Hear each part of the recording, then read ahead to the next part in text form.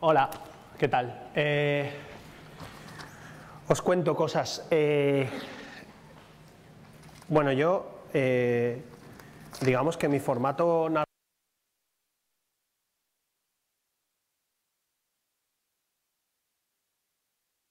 Entonces, esto es un inicio de disculpa, porque ahora tengo esta cosa así proyectada y es una PPT que realmente es muy poco atractiva.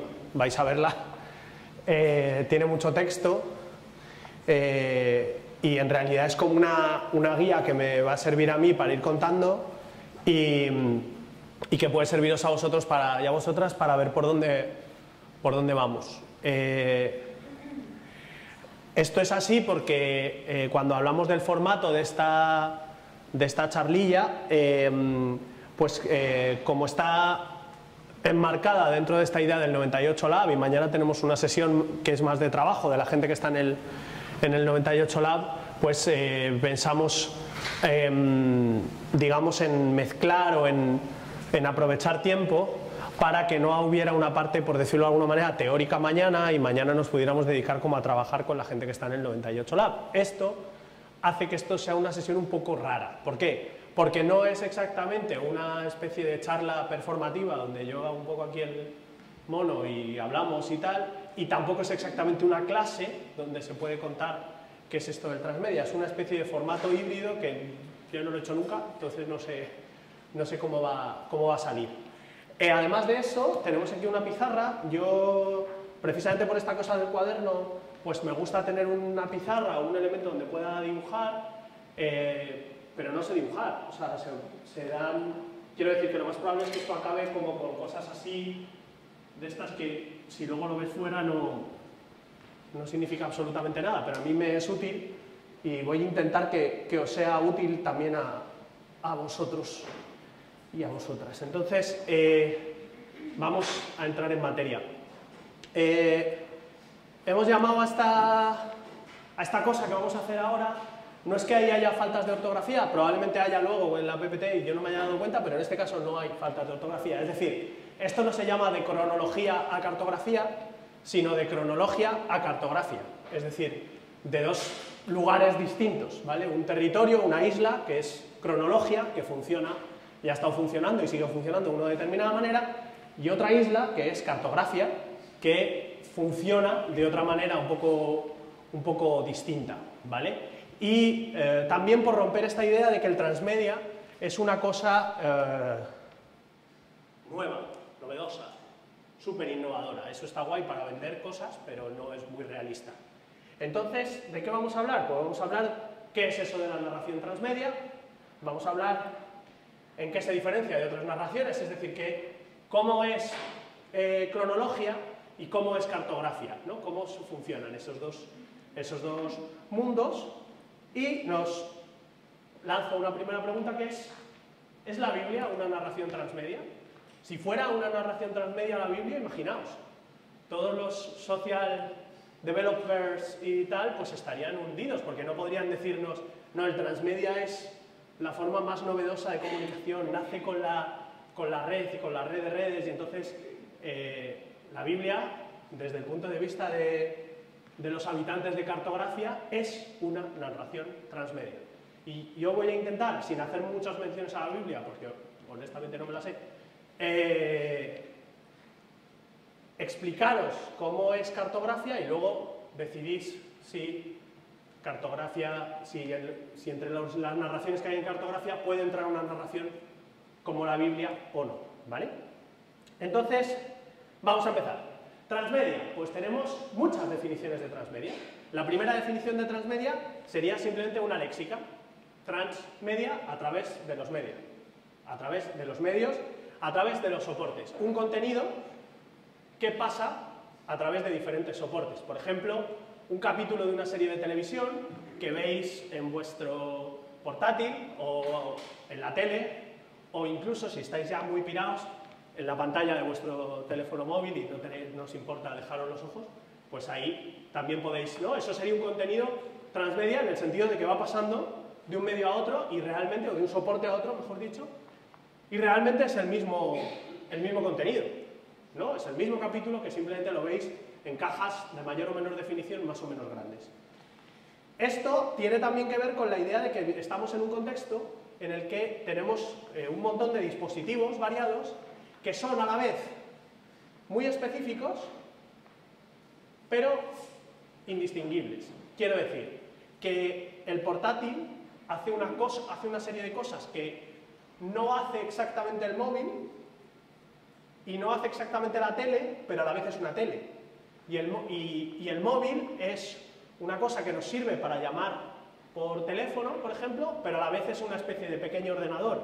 Y desde el portátil llamamos por teléfono. Y desde la tele todavía no llamamos por teléfono, pero también funciona como un espacio donde, por ejemplo, podemos jugar a videojuegos, ¿vale? Es decir, hay una especificidad de los soportes, pero a la vez hay una especie de usos generales. Esos usos generales y esa especificidad se ponen todo el rato en juego en esta cosa del transmedia. Al menos desde esta definición. Otra definición del transmedia podría ser la empresarial, ¿no? Hay una definición de lo transmedia que viene del mundo de la empresa. ¿Cuál sería? También es verdad que las empresas tampoco es que digan esto de una manera muy clara, pero sí hay un sentido empresarial del transmedia. ¿Cuál es? Pues básicamente que nos encontramos en un contexto en el que hay una convergencia empresarial, que podríamos llamar incluso monopolio empresarial de toda una serie de industrias, o lo que desde la definición empresarial se ha dado a llamar industrias culturales, o industrias del entretenimiento, incluso, si queremos ir degradando la expresión más y más y más. ¿Qué quiere decir esto? Quiere decir esto que, por ejemplo, si yo os pregunto, ¿qué hace Sony? ¿Qué hace Sony? ¿Hace libros? ¿Hace discos? ¿Hace películas? ¿Hace parques temáticos? ¿Qué hace? ¿Qué hace Samsung?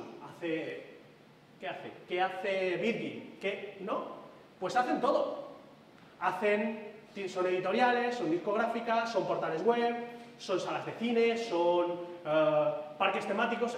He introducido esta cuestión de los parques temáticos porque creo que es importante pensar la cosa del transmedia no solo en los espacios estos, digamos, de lo digital, ¿no? donde son los bits los que mandan, sino también cómo el transmedia se traslada al territorio de los átomos, en este caso, pues con grandes infraestructuras que además tienen que ver con procesos económicos que no vamos a entrar aquí, pero que están bastante relacionados. ¿Por qué es importante esto? Porque al tener todos esos dispositivos, ellos necesitan contenidos que puedan navegar muy bien en todos los formatos, ¿no? Fijaos en algo como Operación Triunfo, o La Voz, o todos estos programas, ¿no? Hasta qué punto están diseñados para ser programas que pueden atravesar diferentes formatos. Son programas de televisión, pero a la vez se pueden convertir en discos que se venden o descargas desde tiendas que se comercializan o no, a giras que hace una persona o un grupo en un territorio. Todo eso te permite una circulación muy fuerte de contenidos en diferentes formatos. De la misma manera, si pensamos, por ejemplo, otro buen ejemplo de transmedia, o un determinado tipo de ejemplo de transmedia, Harry Potter. Harry Potter es un libro, una serie de libros, es una serie de películas, es un parque temático, probablemente sea ya TVOs, es un portal web, son videojuegos, etcétera, ¿no? O sea, ¿por qué? Desde este punto de vista, o sea, desde el léxico, ya lo hemos hablado, desde este punto de vista, te sirve para que una misma compañía genere dispositivos de entrada y salida, ¿no? Del mismo contenido o de traducciones de ese contenido a través, digamos, de los formatos que esa misma compañía controla. ¿Se va entendiendo más o menos lo que quiero decir? Entonces, no podemos pensar el transmedia sin tener en cuenta que, entre otras cosas, se da por esto, ¿vale? Podríamos dejar aquí la definición del transmedia. Ya está, esto es el transmedia. A mí me parece que entonces se queda cojo porque creo que hay una definición del transmedia que es la definición desde las redes, ¿vale? Que es la definición que generalmente se suele obviar porque es la definición que, por decirlo de alguna manera, hemos construido entre todos y todas, ¿no? Hemos construido a partir de las comunidades que se han generado en red. Entonces, el transmedia es un fenómeno posmediático. ¿Qué quiere decir eso? Pues un fenómeno que ya no se sitúa en el campo de, por ejemplo, la opinión pública, que en el caso de la producción de contenidos culturales podríamos llamar el campo de las audiencias, sino en el campo de las comunidades, y lo que se ha llamado la revuelta de los públicos, es decir, cuando el público ya no quiere ser exclusivamente un paciente que espera los contenidos, sino que se coloca como productor, por decirlo de alguna forma. Entonces eso, el transmedia no se puede desvincular de la explosión de la red y sobre todo de la explosión de las redes sociales. Eso es un elemento que es fundamental, ¿no?, para entender la cuestión del transmedia. Otro elemento fundamental es la democratización de los medios, ¿no?, y de las infraestructuras para grabar, editar, producir, exhibir y distribuir. Sin esa democratización no estaríamos hablando de unas comunidades que se han activado en torno a eso y que tienen una relación a veces de cooperación, a veces de conflicto, a veces de cooperación y conflicto a la vez, con la otra concepción del transmedia, la concepción más empresarial. Muchos de los ejemplos que voy a poner hoy, no todos, pero una parte importante, están sacados de un libro de un señor que se llama Henry Jenkins, que tiene un libro muy interesante que se llama Cultura Convergente, en donde, por ejemplo, habla de una comunidad en torno a Harry Potter, en la que unos niños, en este caso una niña, tiene un periódico en el que ficcionan que Harry Potter existe y entonces ellos hacen como sus noticias y tienen sus avatars, ¿no?, como personajes de ese mundo de ficción. Cuando se venden los derechos de las novelas de Harry Potter para hacer las películas, lo primero que hace la compañía, que si no me equivoco es Warner, es intentar cerrar todos esos espacios de participación, porque lo que quieren es que toda la atención se centre en las webs oficiales, donde ellos van a desarrollar la publicidad de las películas y tal. Y eso tiene una reacción muy fuerte por parte de los propios críos, porque en este caso estamos hablando realmente de niños y niñas muy pequeños, que se resisten a eso de manera extremadamente creativa. Podéis buscar las guerras de Harry Potter en internet y encontraréis mucho material de la campaña que ellos nombraron, llamando a Warner, si conocéis el universo de Harry Potter, aquel que no debe ser nombrado, como el gran enemigo a batir, ¿no? Esa dinámica es una dinámica que era a la vez de cooperación, porque al fin y al cabo se estaba utilizando el universo creado por estas mismas empresas, en este caso desde una editorial, y de conflicto, porque querían participar de ese universo y se les estaba quitando, ¿no?, la posibilidad de hacerlo. El siguiente elemento que entraría en esta concepción del transmedia como comunidades de participación sería la dimensión conversacional, digamos, primero a partir de los comentarios, ¿no?, esos contenidos que nos hemos acostumbrado a discutir ya no solo en casa, con los amigos, en el curro, en la escuela, donde fuera, sino en la propia red, ¿no? Pienso, por ejemplo, y lo hablaremos luego así activamente, el sentido o el gusto en torno a, por ejemplo, los capítulos de Perdidos, ¿no?, como cada vez que se acababa de emitir un capítulo o cada vez que nos lo acabábamos de descargar de la red, íbamos a foros a discutir sobre lo que habíamos visto y a formarnos una opinión colectiva sobre lo que había pasado ahí a partir de datos que es posible que ni siquiera hubiéramos visto en un primer momento y que en la conversación socializada se ponían sobre la mesa y redefinían el sentido, ¿no? Esta idea a mí me ha pasado muchas veces de no saber si un capítulo de Perdidos me había gustado hasta 2 o 3 días después de haberlo visto, porque dependía de la conversación que hubiera generado que me gustara más o menos, ¿no? Eso por un lado, pero a la vez también, esa era una primera fase, pero hay una fase que tiene que ver con la lógica de la copia, ¿no? Un contenido que se copia es un contenido que está funcionando en términos de esta dinámica postmediática. Y fijaos que he puesto 3 ejemplos de dinámica de copia, no sé si se ven, que no son cuando nos hablan de la copia, ¿no?, pues estamos pensando en una cosa, ¿no? Tenemos en la cabeza unas imágenes de cosas que bajan de internet, no sé qué, pero la copia es que forma parte, ¿no?, del ADN de la red. Entonces fijaos cómo un retuiteo en Twitter no es más que una copia, ¿no? Un me gusta en Facebook no es más que una copia. Y un adjunto que yo le mando a 4 personas no es más que copiar el adjunto 4 veces. Esa lógica es el ADN de las redes y el ADN al que estamos acostumbrados, y cuando se nos habla de la copia como un problema, pues es problemático, porque realmente pues nosotros y nosotras estamos acostumbrados, socializados en la copia. La copia forma parte de nuestra manera de relacionarnos con esos contenidos. Entonces es imposible pensar el transmedia si no tenemos en cuenta esta dimensión comunitaria. Si solo tenemos en cuenta la dimensión empresarial o la léxica, pues lo que estamos construyendo es una especie de tecnificación del transmedia o de marketing del transmedia que olvida la dinámica fundamental del transmedia, que es la dinámica de comunidad, ¿no?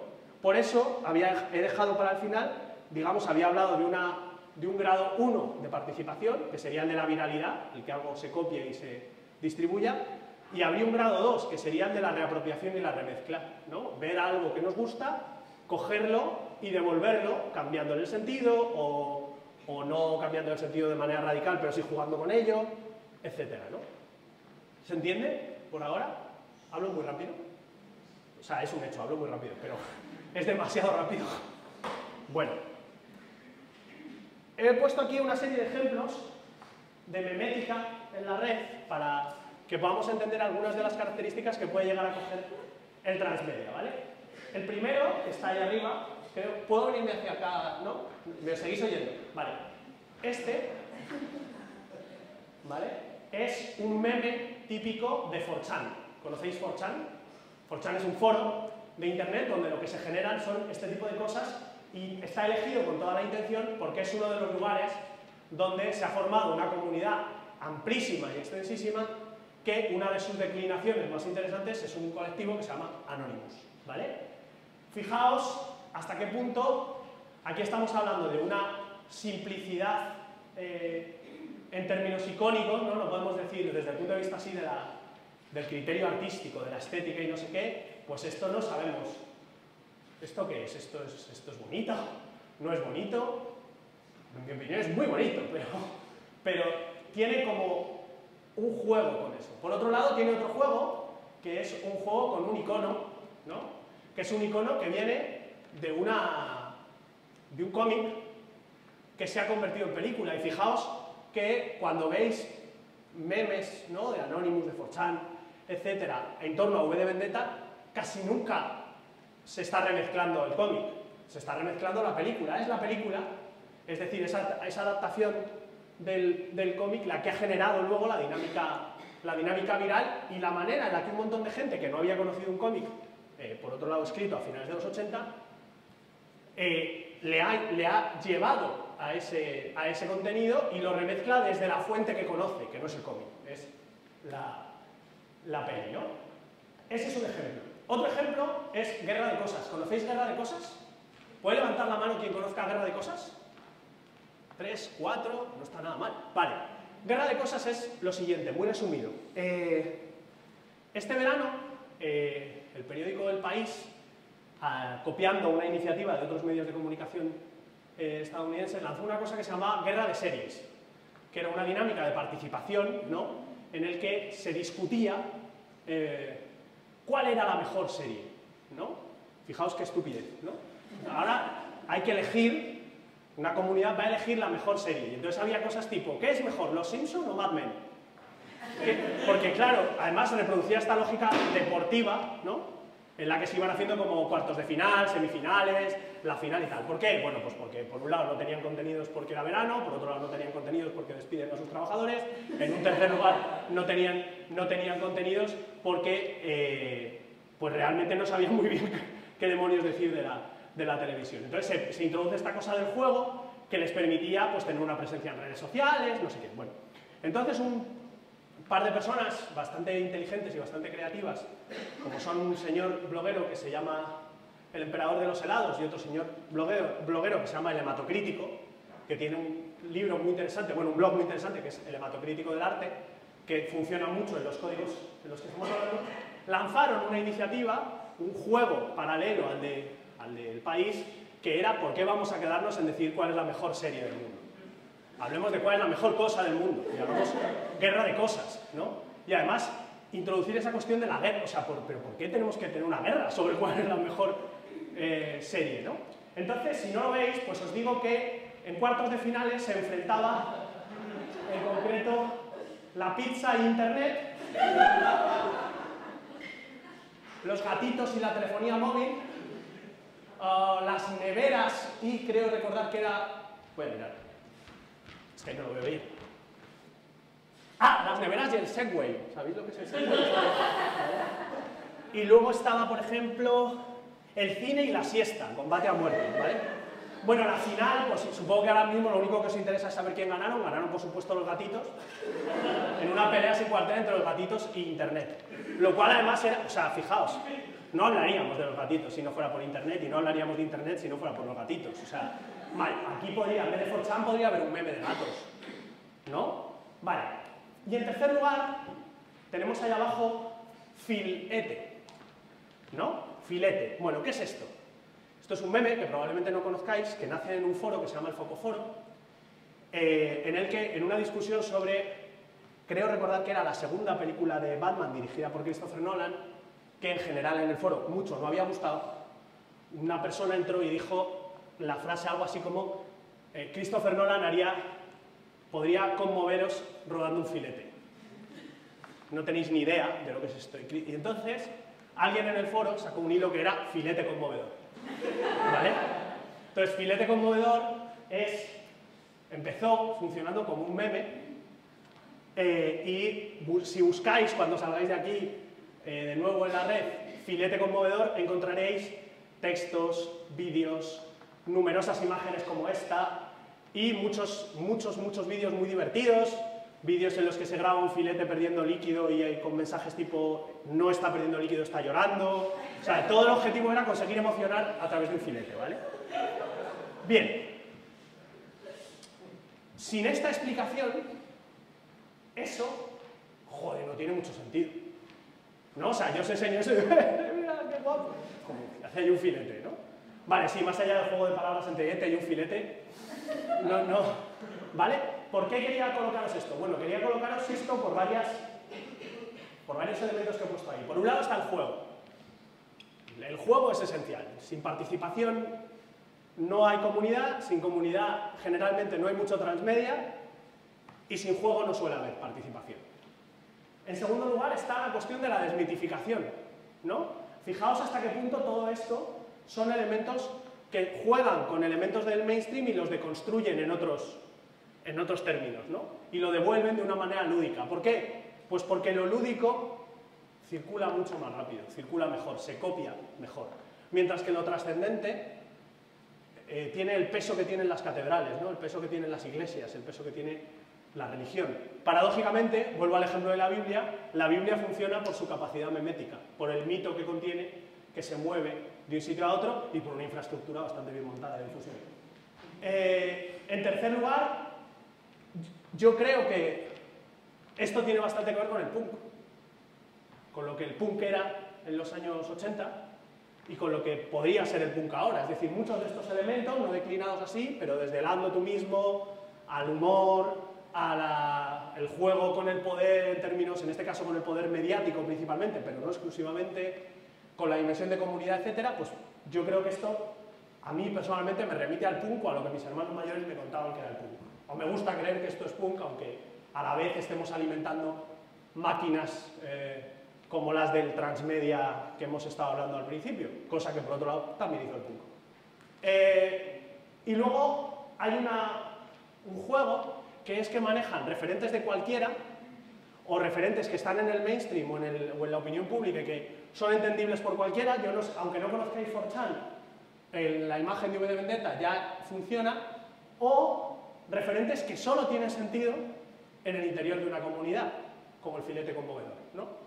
Esto es importante porque podemos pensar elementos de transmedia que no tienen sentido más allá de una determinada comunidad, no tienen una vocación de ser elementos que sean, por decirlo de alguna manera, de masas, sino simplemente juegos que se hacen con los soportes y los contenidos en el interior de una determinada comunidad. Hay un ejemplo bueno de cómo funciona esto, que es cuando estáis en un grupo, antes en la hora de comer hablábamos de esto, cuando estáis en un grupo y el grupo genera palabras que solo se entienden en el interior del grupo, ¿no?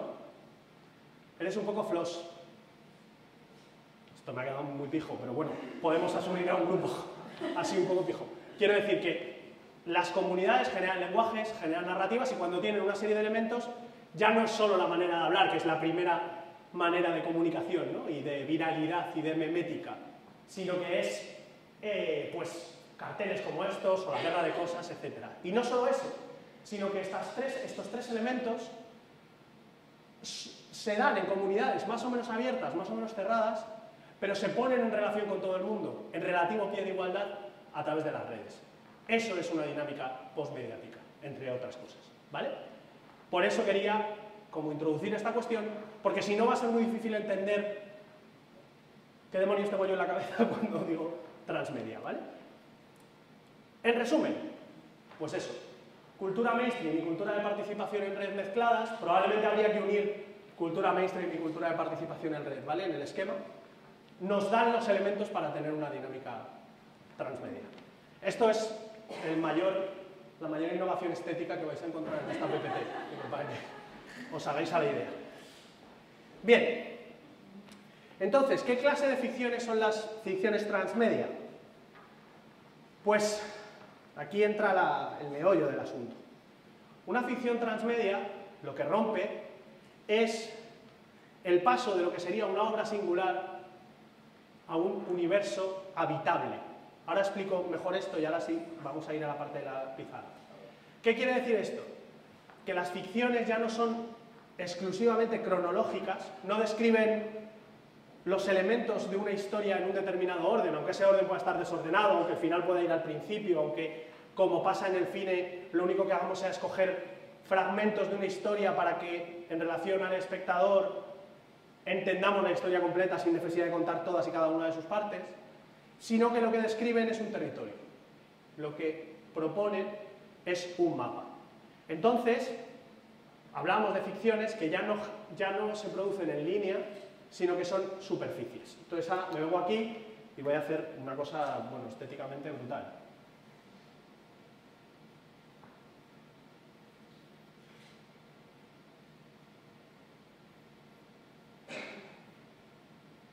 Vale.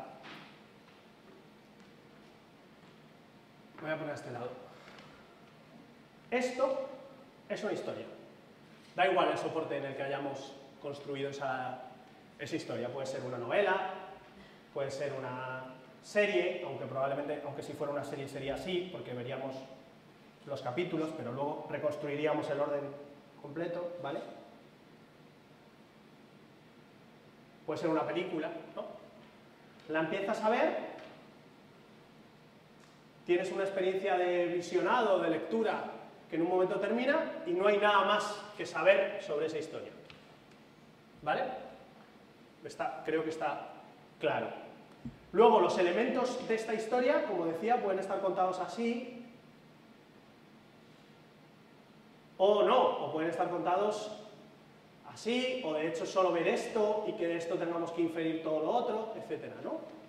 Vale, cuando estamos en un universo transmedia, lo que tenemos es un universo, un marco, y dentro de ese marco, diferentes hilos. Estos hilos se pueden dar en el mismo soporte, por ejemplo, una serie de novelas, o se pueden dar en diferentes soportes, y que este soporte sea una película, este sea un videojuego, este sea el parque temático, ¿vale? ¿Me explico?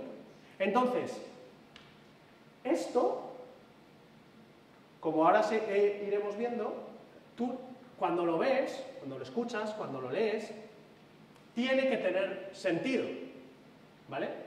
Porque si no, no se entiende. Pero no tiene sentido completo sin los otros elementos. Por eso hablo de una dinámica cartográfica, porque en realidad lo que estamos haciendo es haber construido un universo ficticio que lo que estamos haciendo a través de estos elementos es explorar, como si fuéramos exploradores de un territorio que no conocemos, ¿vale? Entonces, esta es la lógica que cambia el transmedia. ¿Por qué? Porque cuando tú te pones a pensar en lo que quieres proponer, no piensas en esto, primero, sino en esto.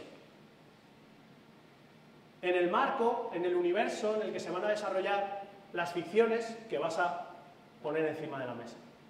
Sea en el soporte que sea con la cantidad de pasta que sea para Sony o para ti y tus amigos, no importa. Lo que importa es que el motor de creación inicial tiene más que ver con un marco donde pueden pasar cosas potencialmente que con voy a contar una historia. Es la diferencia entre voy a contar una historia y voy a contar historias en un determinado lugar. ¿Se entiende? Vale. Voy a contar historias en un determinado lugar, evidentemente, desde el punto de vista empresarial tiene mucho sentido, porque ese lugar puedes llegar a él desde muchos lugares, desde muchos sitios distintos. Y sobre todo te permite que una lógica que antes era veo una cosa que empieza y acaba y el negocio empieza y acaba, se transforma en una lógica de veo una cosa que empieza y acaba cuando llega la siguiente cosa. Tiene mucho que ver con por qué de pronto ha habido una explosión brutal de la narrativa serial frente a la narrativa, digamos, más clásica, que ya digo que no es clásica, vuelvo al ejemplo de la Biblia,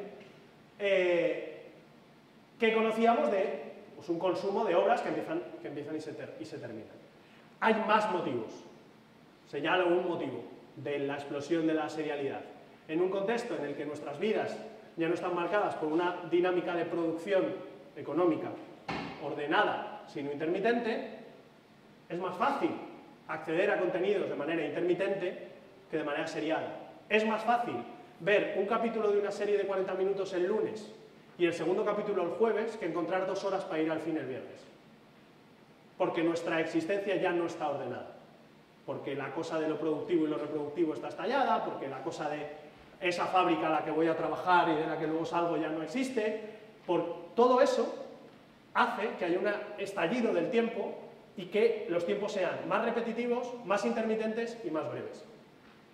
Fijaos cuando ya estamos hablando de los tiempos de los vídeos de la red, de lo que tienes son 7 minutos entre cigarrillo y cigarrillo en el baño porque estás harto de no sé qué demonios de curro de tu jefe o porque estás aburrido o aburrida de estar en casa porque estás en paro. Vale. ¿Cuáles serían las características de las ficciones transmedia? Bueno, una característica que en realidad son características en términos de potencia, ¿vale? No es que todas sean así. La primera es dejar preguntas sin responder y hilos abiertos. ¿Por qué? Si yo veo esto y me dejan preguntas sin responder, algo está mal hecho. Salvo que de una manera muy premeditada eso esté hecho para que las preguntas las responda yo. Pero no es lo habitual. Guerra y Paz no deja muchas preguntas sin responder. ¿Vale? Pedro Páramo, fijaos, deja pocas preguntas sin responder. El Padrino deja pocas preguntas sin responder. Perdidos se basa en dejar preguntas sin responder. ¿Por qué? Porque cuantas más preguntas sin responder dejes, más posibilidad hay de que las desarrolles en otros lugares y en otros formatos del universo. Por eso, por ejemplo, la narrativa mainstream en el ámbito del cine, incluyendo todo lo que tiene que ver con las precuelas, con las segundas y terceras partes, etcétera, tiene que ver con empezar las historias aquí, a la mitad. Porque así siempre tienes la oportunidad de hacer otra película contando esto. ¿Vale? Eso tiene también una dimensión lúdica muy interesante que permite que sea la comunidad que está recibiendo esos contenidos la que resuelva esas preguntas. Dentro de un ratito hablaremos de la relación entre estos contenidos y la participación de la gente, ¿vale? Pero es muy importante esta idea de dejar preguntas sin responder o hilos abiertos. El motivo por el que Perdidos, voy a hablar mucho de Perdidos, no solo porque me guste, sino porque creo que es un buen ejemplo, es un ejemplo que podemos conocer una parte importante de la gente que estamos ahora aquí, y también porque creo que es una serie, en este caso, que se coloca con un pie en cada uno de los mundos, ¿vale? No es totalmente transmedia y tampoco es televisión en el sentido clásico, ¿vale? Perdidos desconcertaba mucho porque no respondía a dudas. Pero es que ese no responder dudas, una de las cosas que estaba haciendo era permitir la conversación socializada de la que yo hablaba antes. Permitir la participación. dejar preguntas sin responder y dejar hilos abiertos y que además, de manera, seguro que os habéis visto, ¿no? Saliendo de una película diciendo, esto no se entiende, y que algún amigo o alguna amiga os diga, ah, eso es para la segunda parte, sin saber siquiera si va a haber segunda parte, ¿no? O ya directamente como para la serie de televisión. Esos huecos ya los sacarán en la serie o X, ¿vale? Después, las unidades narrativas estarán concentradas en sí, pero dispersas entre sí. ¿Qué demonios es esto? Pues esto quiere decir que si yo entro al cine a ver una película o entro a una web a ver una webserie, cada unidad de eso tiene que tener sentido y funcionar en esta lógica, ¿vale? Tiene que ser una narración cronológica, no cartográfica, cuando la estoy viendo, porque la experiencia que yo quiero cuando me siento, cuando leo, cuando escucho, cuando juego, incluso un videojuego, es la de la concentración, ¿vale? Pero los diferentes hilos de esa narración, las diferentes piezas que componen este territorio, no tienen por qué estar concentradas, sino que por el contrario pueden estar extremadamente dispersos. Por poneros un ejemplo, esto se ve muy bien, por ejemplo, en el mundo de los cómics, ¿no? En Estados Unidos las casas más importantes de cómics son dos, Marvel y DC, ¿vale? Marvel y Detective Comics. Estas dos casas han generado dos universos, el universo Marvel y el universo DC. Son dos universos que no se tocan, algunas veces se han tocado, pero para lo que nos interesa no se tocan. Y cuando tú estás leyendo un cómic de Spider-Man, por ejemplo, tiene que tener sentido de principio a fin. Si lees el siguiente, se mantiene, por decirlo de alguna manera, en la misma línea, solo que vas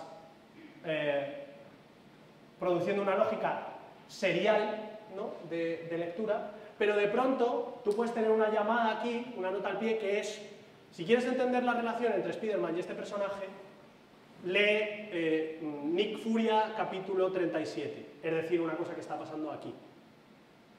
Si quieres la lees y si no, no la lees, pero para acotar el territorio, las unidades están concentradas en sí, pero dispersas entre sí, ¿vale? En tercer lugar, la relación entre los elementos puede ser directa, como esta que os he dicho, ¿no? Ve a ver esto es la precuela de esto otro, o puede ser indirecta.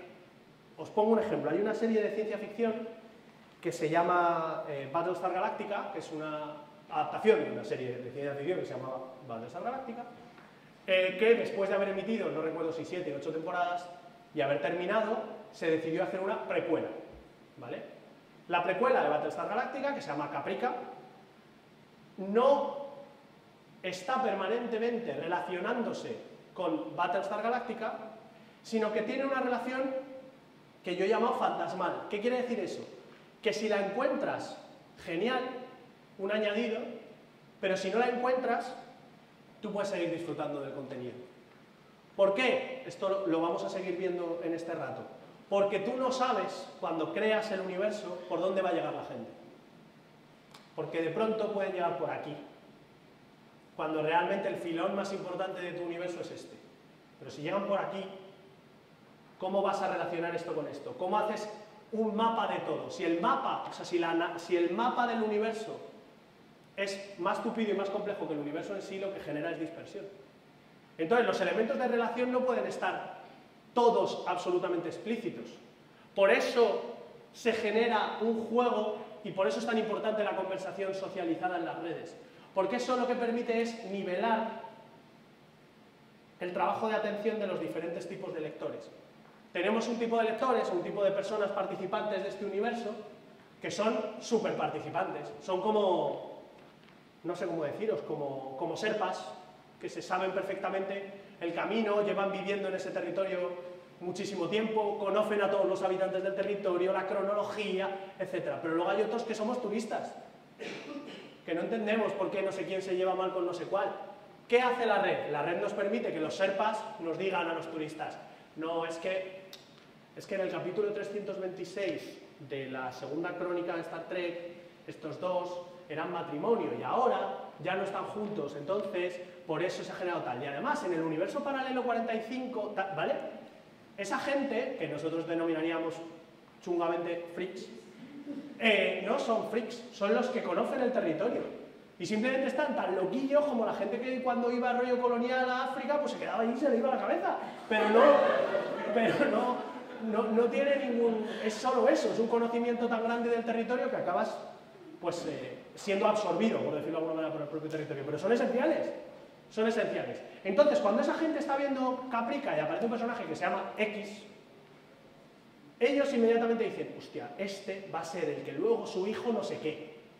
Porque ya he visto Battlestar Galactica y ya me la sé. Pero yo lo veo, no estoy diciendo que yo no pueda llegar a desarrollar tal, pero en el caso concreto de Galáctica no es el caso. Yo lo veo y ese nombre no me dice nada, pero no lo necesito para entender lo que está pasando. ¿Se entiende? ¿Vale? Entonces, todo el rato estamos jugando en una lógica de exploración de un territorio y con niveles de participación, en el fondo son dinámicas de participación. ¿Cuánto sé de este territorio? ¿Cómo lo estoy habitando? ¿Qué mecanismos me está dando este universo para entender dónde van unas cosas y las otras, ¿no? Por eso, siguiendo la lógica fantasmal, hay un doble juego. Por un lado hay una intertextualidad muy fuerte hacia adentro del universo, es decir, hay una lógica como autocontenida en la que todo el rato estás haciendo menciones a cosas que están pasando en otras líneas, a cosas que están pasando que pasaron antes o después, ¿no? Todo ese juego, para que así los habitantes de este universo y quienes más participan tengan recompensas y puedan seguir teniendo vocación de tirar y de encontrar y de enlazar, ¿no? Pero a la vez también hay un juego intertextual, por decirlo de alguna manera, con el universo analógico, o el universo, vamos a llamarlo, real, aunque bueno, yo pondría en duda según cosas, no porque este universo no sea real, sino porque no creo que este sea del todo ficticio, pero vamos a entendernos, el universo real, compartido por todos, la realidad consensual, pues estos universos tienen llamadas constantes, ¿no? A eso. Perdidos, vuelvo al ejemplo, tenía todo el rato llamadas internas, pero a la vez, pues uno de los grandes juegos de Perdidos eran los libros que leía Sawyer, ¿no? ¿Qué libros leía Sawyer? No eran libros producidos en ese universo, leía, no sé, Stephen King, Ayn Rand, no recuerdo exactamente, pero quiero decir, una lista, ¿no? de libros que definían al personaje de una manera no connotada. Tenías que ir a la red y entrar y decir, hostia, fíjate. Cuando eso se produce, la gente que está creando ese universo se da cuenta de ese juego y empiezan a introducirlo más, y empiezan a jugar, ¿vale? Que es otra de las dinámicas.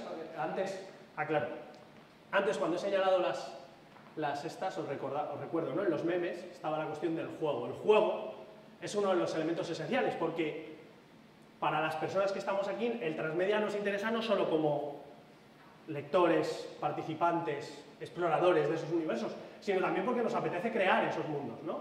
Entonces, no podemos pensar en crear esos mundos sin tener en nuestra cabeza la dinámica del juego con la gente que va a venir, ¿no? a jugar con nosotros y con nosotras, que al fin y al cabo pues es una de las cosas de las que se trata.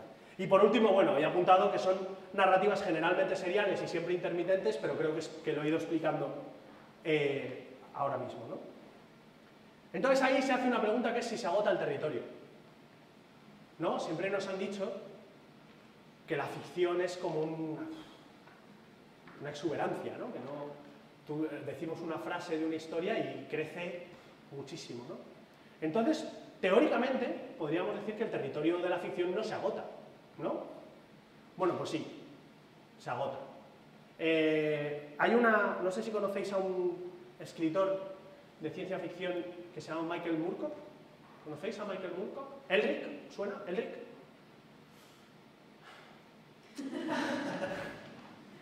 Asumida que sois jóvenes.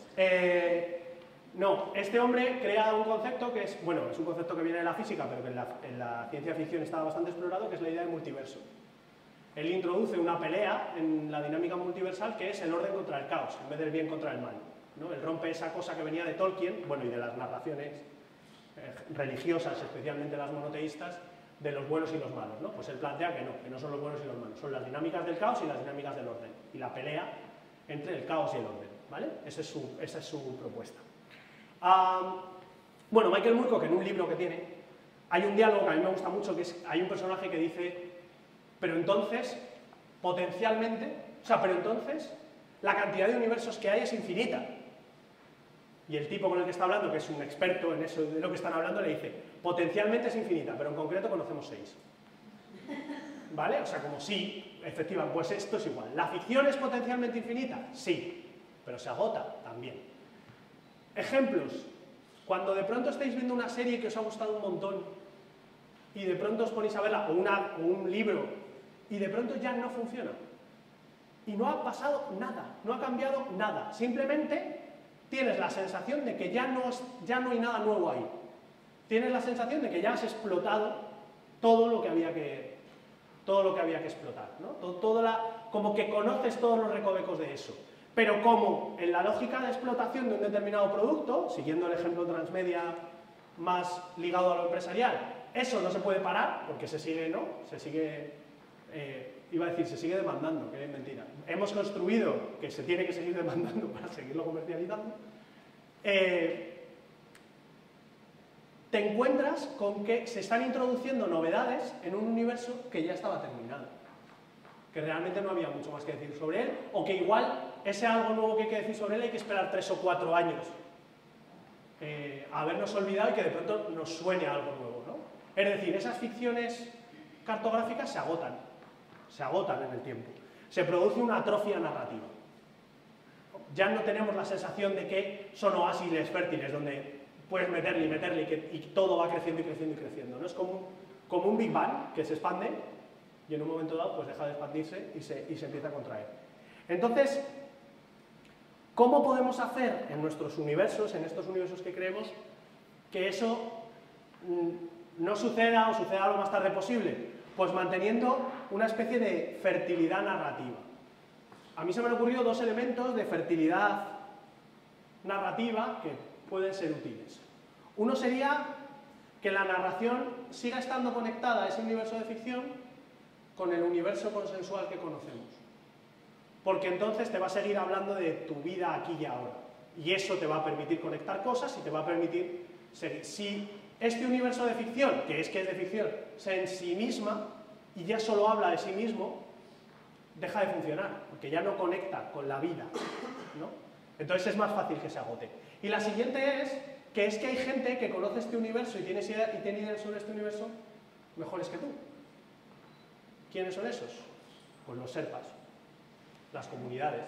Entonces, si tú permites que las comunidades habiten realmente este universo, el universo tendrá más posibilidad de crecer, tendrá más posibilidad de, aunque tú ya no estés por ahí, seguir alimentando, ¿no? ese universo de ficción. Los universos de ficción, además, o la participación en los universos de ficción, si el universo funciona, se van a dar, aunque no sean dentro de este marco. Luego lo hablaremos, pero por ejemplo, todo lo que son los fanfics, ¿sabéis lo que es el fanfic? Es gente que escribe ficciones ambientadas en universos narrativos determinados por su cuenta. ¿Vale? Es una cosa que empezó, por ejemplo, con Star Trek, pues había una intensa comunidad de mujeres que hablaban de Star Trek en una clave que no se hablaba en Star Trek. Por ejemplo, revelaban connotaciones homosexuales entre el Capitán Kirk y el Dr. Spock, que la serie no se atrevía a sugerir, o narraban en primera persona cuestiones que la serie solo narraba en tercera y rompían la dinámica, o sea, se introducían en la cabeza de Kirk y hablaban de los deseos, de lo que pensaba, de tal, ¿no? En esas ficciones completamente estoicas, ¿no? De tipos que no se sabe nunca lo que están pensando. Bueno, pues eso se daba, por decirlo de alguna manera, en un territorio que no se sabe muy bien dónde está, ¿no? Si es como fuera o dentro de este universo de ficción. Qué raro, se me hace esto. Vale. Entonces, tener una narración viva, conectada con lo real, y dejar a la comunidad que habite esto, no garantiza, porque como todas las cosas, pues, oye, se atrofian y ya no funcionan, se mueren. Eso es el ciclo de la vida y el ciclo de las ficciones también, incluso el de la Biblia, pues el tener estos elementos puede permitir que tenga más vida. Otra manera de agotar el territorio es que desde la persona o personas que lo crean haya una minuciosidad tal en la descripción de ese territorio que ya no tengas la sensación de que puedes aportar nada más. El señor Stephen King es especialista en esto. No sé si conocéis una novela de Stephen King relativamente reciente que se llama La Cúpula. Es como la anterior a la última. Es una historia en la que de pronto en un pueblo aparece una cúpula que cubre el pueblo entero y es como qué dinámica se produce en esa situación excepcional en el interior del pueblo. Bueno, el pueblo está descrito con un nivel de minuciosidad tal que realmente no hay absolutamente nada más que uno tenga la sensación que puede decir sobre eso. Si habéis leído It, ¿conocéis It? Me quedo más tranquilo. Lo de Enric me da más igual, pero... Bueno, si uno lee It, tiene la sensación de que no hay mucho más que pueda decir sobre It. Sí, puede hacerse unos dibujos del payaso, pero poco más. O sea, no se te ocurre decir, voy a escribir otro relato, ¿no? Aquí, en este universo, no.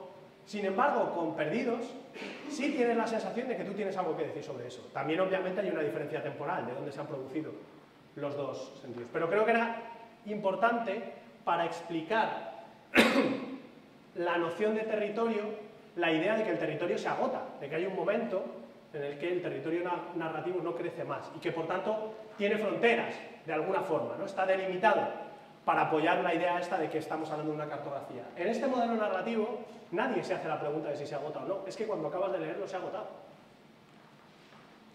¿Me explico? Toda la participación se da por fuera. Toda la participación se da aquí. No hay un lugar que te permita esto.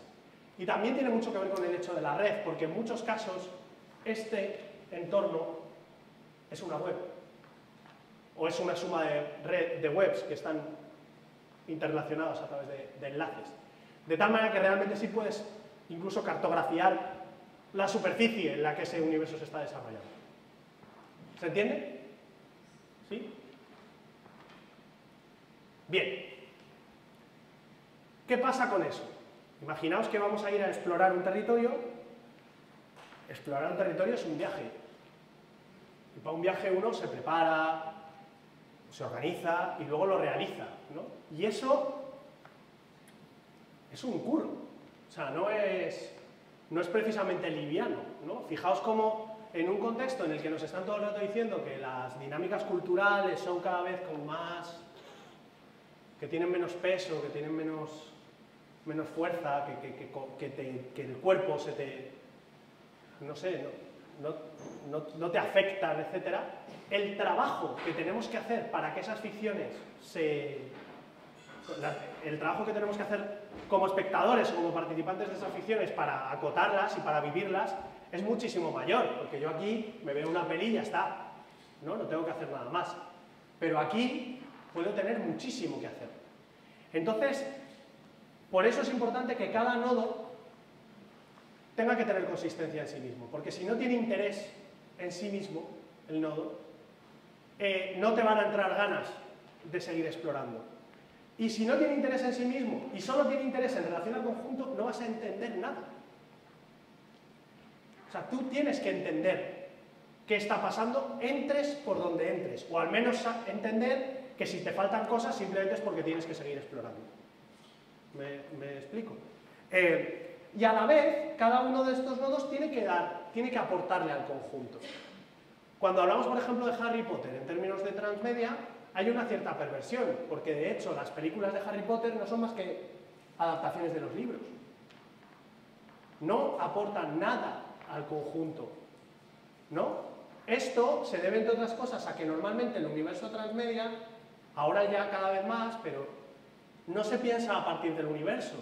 Se genera un producto en este campo, el producto funciona muy bien y entonces decimos, vamos a hacerlo transmedia. Y entonces es la relación, digamos que este es el nodo gordo, ¿no? El que ha iniciado la cosa. El respeto a este nodo es tan fuerte que todos los otros elementos no lo pervierten de ninguna manera, juegan muy poco con ello. ¿Os imagináis que en una de las películas de Harry Potter el final fuera distinto? ¿Os imagináis a los fans con sus antorchas por la calle, liando la parte? O sea, esa lógica no se da en esto, pero sí se da, por ejemplo, en el mundo del cómic, donde el transmedia se lleva haciendo, y la lógica de la narración cartográfica se lleva haciendo toda la vida. La tía de Spider-Man ha muerto 5 millones de veces, no pasa nada. salvo que en un año la maten 4 veces, que ya empiezas a decir, joder, tía May, cuídate. No.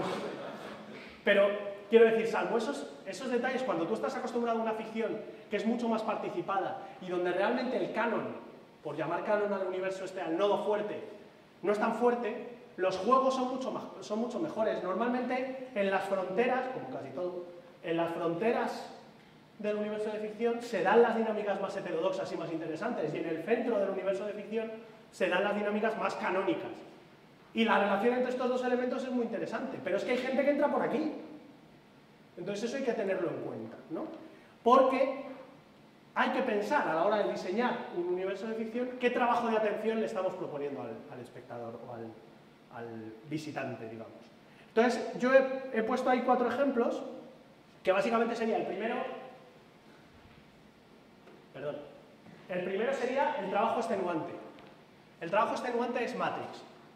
¿Quién ha visto la primera película de Matrix? ¿Quién ha visto las 3? ¿Quién ha jugado a los videojuegos de Matrix? ¿Quién ha visto Animatrix? Vale. Bueno, pues todos los que no habéis levantado la mano las últimas 2 veces, os estáis perdiendo partes esenciales del universo de Matrix. No es que importe, o sea, obviamente podéis seguir con vuestra vida con normalidad, pero, por poneros un ejemplo. ¿Prefieres?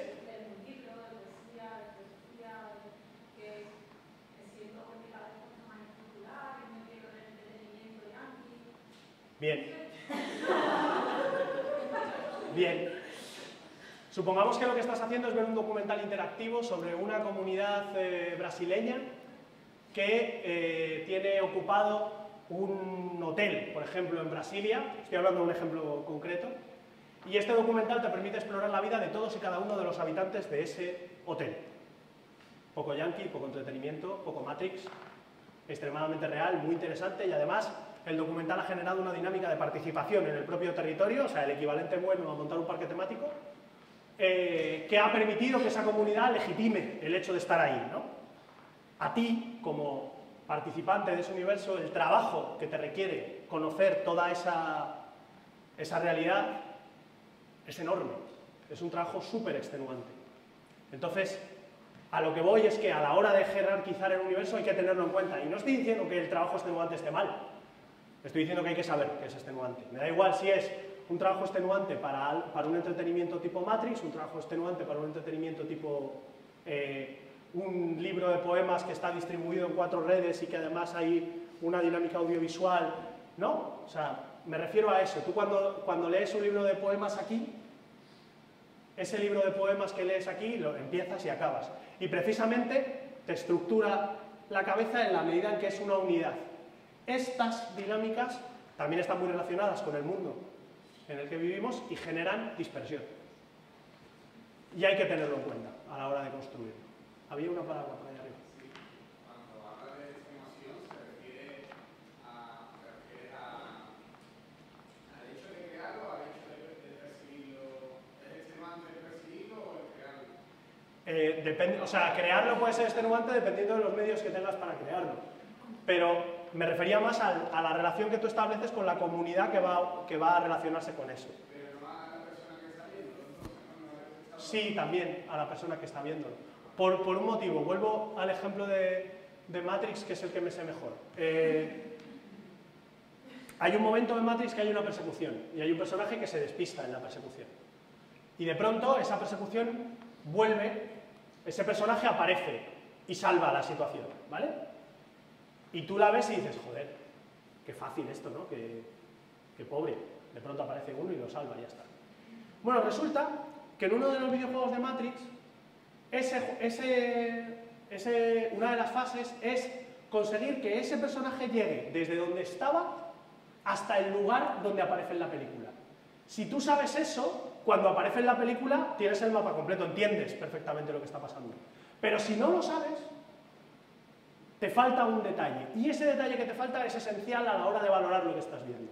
Por eso digo que el trabajo es más extenuante, ¿vale? Hay otros universos donde eso no pasa. Por ejemplo, en el universo disperso, que es Star Wars, que además he puesto disperso premeditadamente, Star Wars son 6 películas, 3 o 4 series de animación, no sé cuántos 1000 videojuegos, etc. Cada uno de ellos funciona en sí mismo y aporta variaciones al conjunto, pero no tienes por qué haber visto ninguno de los otros para entender lo que está pasando. Es un universo que crece y crece y crece y crece y crece y se dispersa y se dispersa y se dispersa y no tiene una relación muy fuerte con el nodo inicial que sería la película del 77. ¿Vale? Tú lo ves y ya está, no necesitas más. Entonces, cuando tú estás diseñando lo que quieres proponer, sea un contenido poético, sea un espacio de entretenimiento, sea una webserie, sea lo que sea, simplemente yo hago el énfasis en que hay un trabajo del espectador, un trabajo de participar aquí.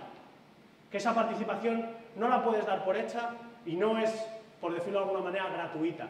Y que si exiges un nivel de trabajo X, tienes que saber que lo estás exigiendo y tienes que saber los costes que puede tener eso. Gracias. ¿Se entiende? ¿Sí? Vale. He puesto otros 2 ejemplos que creo que los he mencionado ya. Uno sería el ejemplo de equilibrio, ¿no? Como el que estar en un mundo, el de la tele y el mundo de las redes, que podrían ser perdidos, o este de traducción o adaptación, ¿no? El de Harry Potter. Entonces, ya he avanzado también sobre algunas de estas cosas. ¿Cuáles son las tensiones que definen el trabajo de atención en el universo que estamos creando? Pues por un lado, la autonomía que tiene cada nodo en relación al conjunto, ¿vale?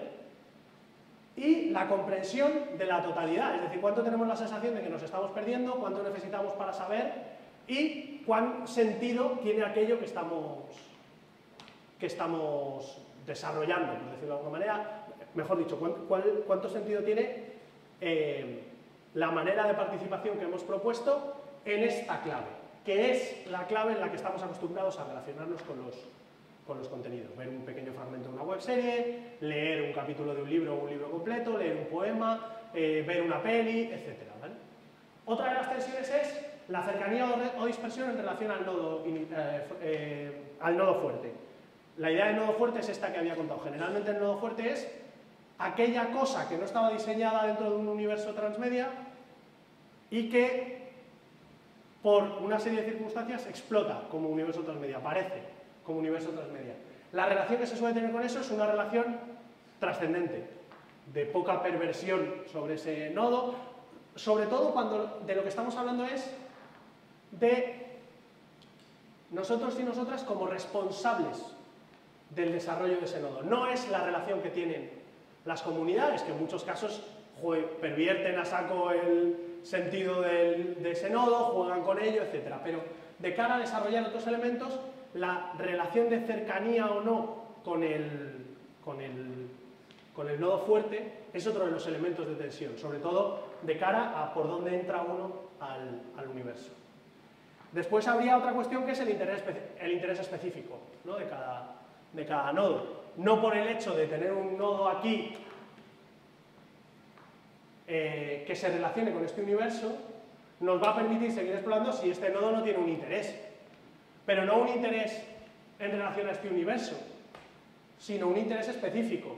Volviendo a la dimensión un poco de explotación de los productos. El diario íntimo de Harry Potter no tiene por qué generar que a nosotros nos interese mínimamente el universo que se ha creado, si no es porque ese diario tiene un interés en tanto que diario y no solo como parte de un universo de ficción. Esto, cuando es así, es merchandising normal y corriente. No tiene nada de construcción de un territorio narrativo, etc., ¿no? De nuevo, entonces, hay que tener en cuenta que de lo que hablamos es de una lógica narrativa en red. Y para expresar la red, creo que hay un elemento más sencillo o más claro, que es que el territorio es así.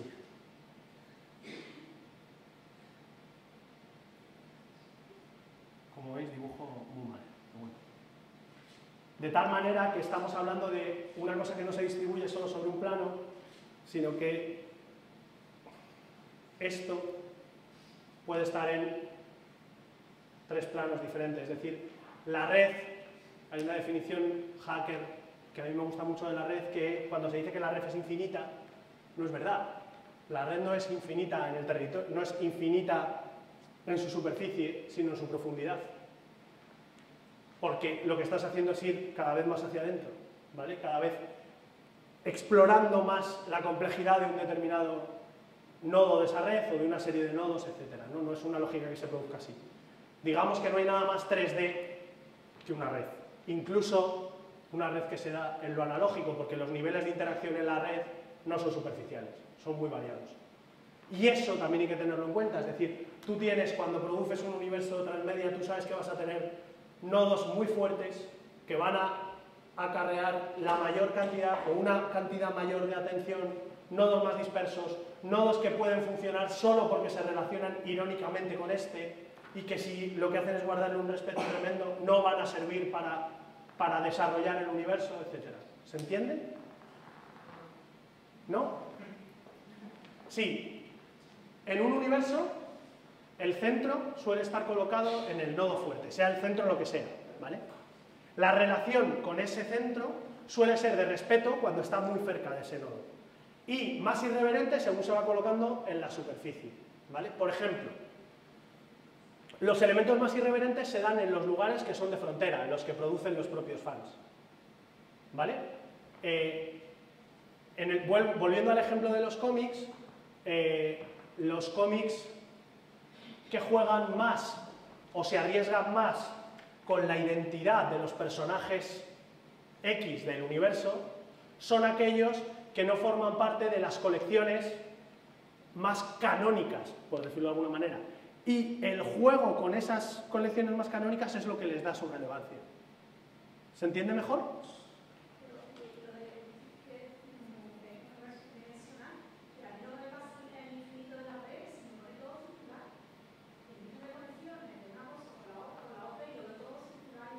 Claro, porque las fronteras en la red son mucho menos gruesas que las fronteras en un universo de ficción. Entonces saltas de una red a otra sin darte cuenta y no hay manera de acotar, es pura dispersión. En un universo de ficción que está bien definido, tú sabes perfectamente cuándo saltas del libro de poemas a la novela de Stephen King a la película de no sé qué. ¿Me explico? O sea, son universos cuyas fronteras son más rígidas y están más autocontenidas, tú sabes dónde estás. En la red, por eso decía lo de infinitamente profunda. En un espacio infinitamente profundo las posibilidades de perderse son mucho mayores. O sea, la dispersión que genera... Pero el gobierno de esa dispersión no depende de la red, depende de uno mismo. O sea, es uno mismo el que tiene que decir ¿cuántas horas llevo yo aquí viendo enlaces que no me ha llevado? ¿Por qué tengo 25 pestañas abiertas? ¿Cuándo ha abierto esta pestaña? O sea, ¿esto cuándo ha sucedido? ¿Vale? ¿Qué hora es? O sea, eso no es... O sea, la arquitectura de la red te va a llevar a eso. La responsabilidad o la manera de gobernar la relación con esa es de tu yo analógico con el mundo de la red. Pero cuando tú estás viendo una web interactiva, un documental interactivo, sabes perfectamente cuándo sales. Porque son nodos cerrados. Tú estás viendo esto que os decía de Brasil, ¿no? O un documental interactivo bastante interesante que hay sobre, por ejemplo, los paisajes sonoros y visuales que hay en la City de Londres, que es un documental hecho por gente simplemente paseando y grabando lo que va viendo y va oyendo según pasea por la ciudad, por una determinada zona de la ciudad. Joder, tú sabes perfectamente cuando ya no estás ahí, ¿no? Lo ves clarísimamente. Y luego aparte, porque de nuevo lo que compone el interior de esas ficciones son narrativas de las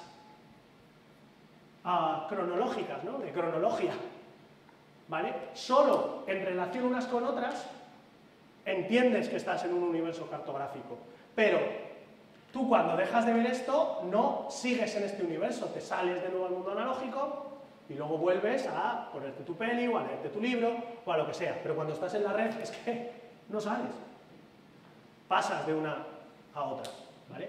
Pero a la hora de definir un universo de ficción, aunque sea documental, joder, las fronteras están clarísimas. Prácticamente es lo primero que defines de manera, aunque sea inconsciente. Entonces, en ese sentido decía que lo periférico y lo fronterizo es más libre que lo que está concentrado en el centro de la narración.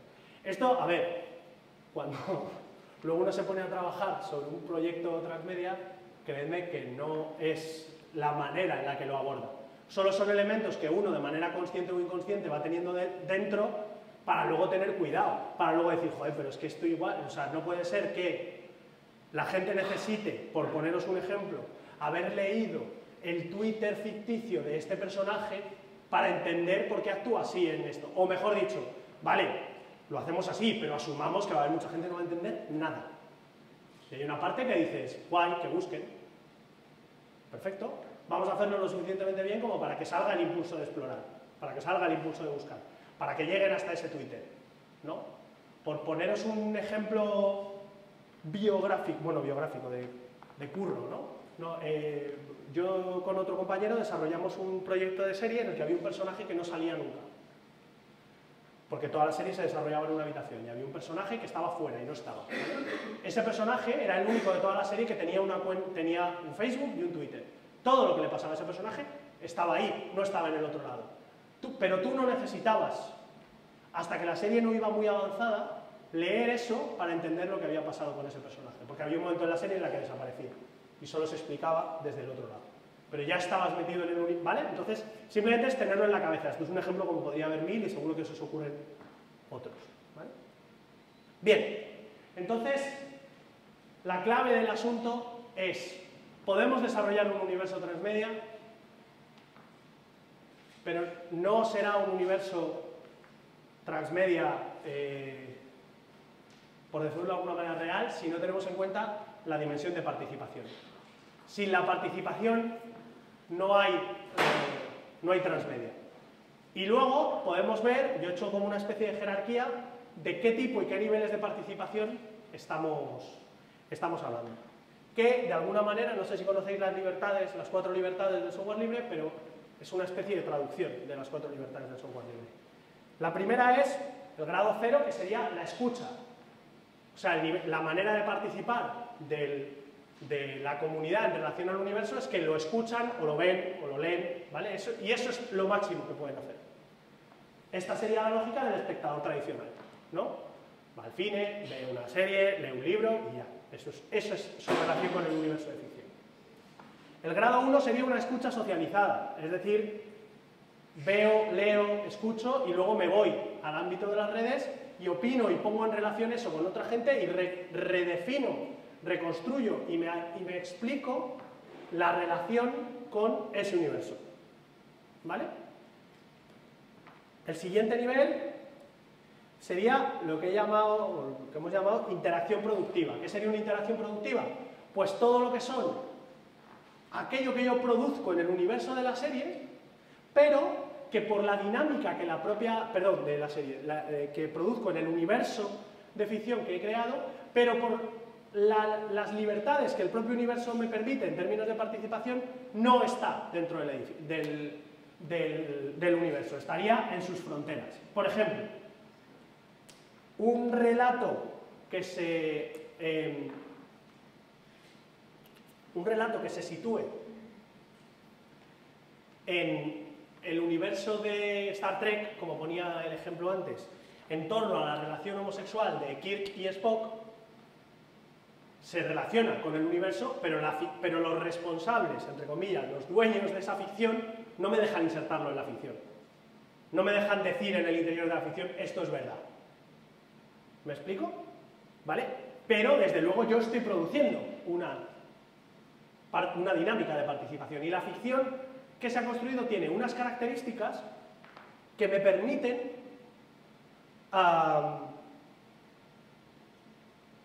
que me llevan a esa dinámica de participación, aunque se coloque en la frontera, entre algo que está ahí dentro porque está hablando de eso, pero no está dentro del todo, porque si estuviera modificaría todo lo demás, se relacionaría con el entorno.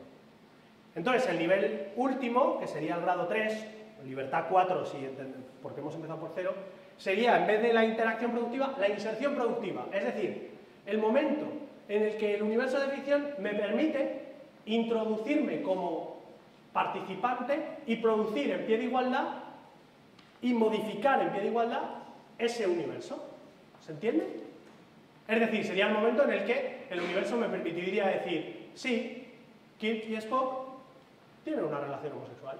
O, para no romper dinámicas de coherencia, Kirk y Spock, en una determinada, desde un determinado punto de vista, tienen una relación homosexual. Digo, porque el universo, como he dicho antes, tenía que ser contenido en sí mismo, tenía que ser coherente, ¿vale? Todas esas ficciones de proyección, todo lo que es el fanfic, normalmente lo que hacen es llenar un vacío que la propia serie no ha resuelto. Por eso hablaba antes de las dinámicas de mantener misterios, ¿no? Dudas, cosas que no se han resuelto. Pero fijaos, yo qué sé, ¿cómo sería un libro en el que el final del personaje podría quedar abierto y entonces fuera la gente la que nos dijera cómo acaba? O en el que lanzáramos esa pregunta y entonces cómo acaba ese personaje tuviera 1 o 1000 respuestas y que esas respuestas se pudieran dar en texto o se pudieran dar audiovisual, ¿no? Todo eso son las dinámicas de participación de las que estoy hablando. En general, toda la ficción mainstream llega al grado de libertad 2. Te permite ver, te permite opinar y te permite producir en ese universo mientras que no esté dentro del universo, realmente. Y si os fijáis, esto es bastante similar a cómo funcionan las dinámicas de integración y diferencia en todo otro montón de ámbitos que no tienen que ver con la ficción, en cuestiones de etnia, de género, etcétera, etcétera, etcétera. O sea, esa dinámica de frontera, por decirlo de alguna manera, es una integración que lo que te permite es ser una integración que te permite ser una frontera, pero no nada más, por decirlo de alguna forma, ¿no? Fijaos lo múltiple y divertido y participado que sería este universo X, incluso este, si eso se pudiera insertar con la misma normalidad, no en términos exclusivamente de dentro-fuera, ¿no? Entonces, ¿cómo se abre la participación? Es decir, ¿qué universos de ficción son más? ¿Por qué hay universos de ficción más participables que otros, ¿no? Bueno, hay una dimensión de la apertura estética, las posibilidades de qué elementos estéticos tengo que manejar para que eso funcione. En el caso, por ejemplo, de los memes de 4chan, la participación es facilísima. Tengo hasta la plantilla, no tengo que hacer nada. Ahora, si yo quiero producir un cortometraje que se inserte en el universo de la peli de los Vengadores, tengo un problema. Porque el universo estético no me permite entrar ahí, no tengo dinero, no tengo... ¿no? O sea, se dan como todas esas variables. Otra variable es la capacidad de escucha que tienen las personas responsables del universo de ficción. Si hay una capacidad de escucha alta, va a haber una devolución a esa comunidad que va a decir, te estoy escuchando y aunque tú no puedas producir esto, yo entiendo lo que quieres decir y lo produzco yo. Yo, cuando digo yo, quiero decir las personas responsables, nunca es una sola persona. Una tercera sería la pregunta directa. ¿Qué queréis que pase con esto? ¿Cómo queréis que acabe esto? ¿Qué creéis que pasa ahora? ¿Dónde vamos ahora? ¿Os gustaría que...? Una pregunta directa. Todo esto llevaría a un grado mayor que es la cuestión lúdica, ¿no? La idea de que sin juego no hay participación, ¿no? Si no hay dinámica de juego, si no hay dinámica lúdica, no hay participación.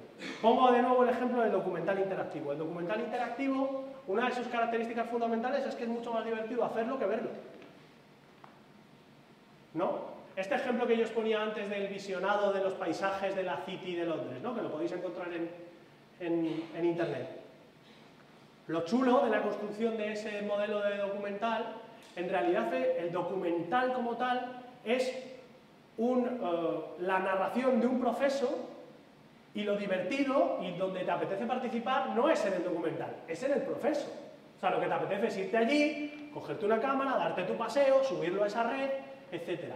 Es decir, son elementos que tienen más sentidos participando que como espectador tradicional. Incluso como espectador tradicional pueden llegar a ser hasta aburridos, ¿no? La mayor parte de los no la mayor parte, pero una parte importante del documental interactivo, la parte más interesante es la dinámica de participación que propone. Visionar lo que esa participación ha generado no es lo más interesante. Es más bien qué marco genera eso y, por tanto, toda esa dinámica tiene una cosa muy interesante, que es que en el campo, o sea, esto abre la cuestión del transmedia no solo a la producción de ficciones que se relacionan con lo real desde una perspectiva simbólica, por decirlo de alguna manera. Esto me está hablando del presente, encarna unos determinados valores X, pone en cuestión toda una serie de cosas, te pone preguntas, etcétera, sino que directamente la dinámica de participación modifica el espacio real. Vamos a hacer un documental sobre cómo podría ser la Alameda de Sevilla. Y para hacer ese documental vamos a modificar la Alameda de Sevilla. ¿Qué es lo interesante? ¿El documental? No, el proceso de participación que genera una modificación real de un determinado territorio. ¿Dónde se está dando el territorio de la ficción? ¿En un universo autocentrado, ¿no? Como que se mira así? No. Ese universo es el elemento de juego que me permite interactuar con lo otro. ¿Se entiende? Entonces el interés, por tanto, ya no es el visionado, sino la vivencia. Y ahora, creo que para terminar, o ahora charlamos y lo preguntáis o lo que queráis, sobre lo que comentabas antes de me apetece más eso que una cosa así yankee de puro entretenimiento, no sé qué tal y cual. ¿Por qué, aparte de todas las dinámicas del mainstream que ya conocemos, por qué la mayor parte de los ejemplos que he puesto tienen que ver con elementos no solo del mainstream, sino básicamente de la fantasía y la ciencia ficción? Aparte de porque me gusta. Porque el género, los géneros narrativos, son los espacios que tienen las cuencas de cooperación más altas en relación a toda otra serie de formatos. Solo el ámbito del documental, es decir, el ámbito de la relación más o menos oblicua, pero el ámbito de la relación directamente con la realidad, por decirlo de alguna forma, compite en términos de participación con el ámbito del género puro. ¿Por qué es eso, no? Bueno, pues básicamente porque el género y la participación son amiguitos. Entonces, ¿cómo son esos? Pues primero, porque el género tiene unas reglas muy definidas, ¿no? El género, la novela negra, la narrativa de ciencia ficción, la fantasía, tiene unas reglas muy estrictas. Si no cumple esas reglas, no es género. No es que no tenga validez, pero no es género. Esas reglas estructuran la participación y permiten a los habitantes y a los participantes de este ámbito, que no son serpas, que no son especializados, es decir, que manejan saberes comunes, relacionarse con eso. No necesitas saber muchísimo de un determinado universo para saber que si hay naves es ciencia ficción, y que si quieres hacer ciencia ficción, ponlo en el espacio. Esto es un reduccionismo, pero para entendernos. En segundo lugar, porque la narrativa de género es icónica. Y la iconicidad es uno de los elementos que genera mayores niveles de memética, mayor capacidad de copia y mayor capacidad, precisamente porque parte de canon, ¿no? De elementos de canon, de variación. Y aquí vuelvo a la potencia icónica de los elementos de la Biblia. Las Madonas, por ejemplo, pues uno de los elementos por los que son muy copiables y muy transformables es porque son absolutamente icónicas. Y además este verano tenemos un ejemplo magnífico, que es el Exceombre. ¿Creéis que si esto hubiera pasado en una pintura de un McDonald's hubiera habido ese nivel de reproducción? Es decir, que si hubiera aparecido alguien que ha maquillado raro a Ronald McDonald, todos hubiéramos sido... Pues no. Pues no. El hecho de que se dé en un ámbito religioso y el hecho de que se dé en un ámbito icónico es uno de los elementos que ha permitido una dinámica de participación salvaje. Salvaje además en el buen sentido.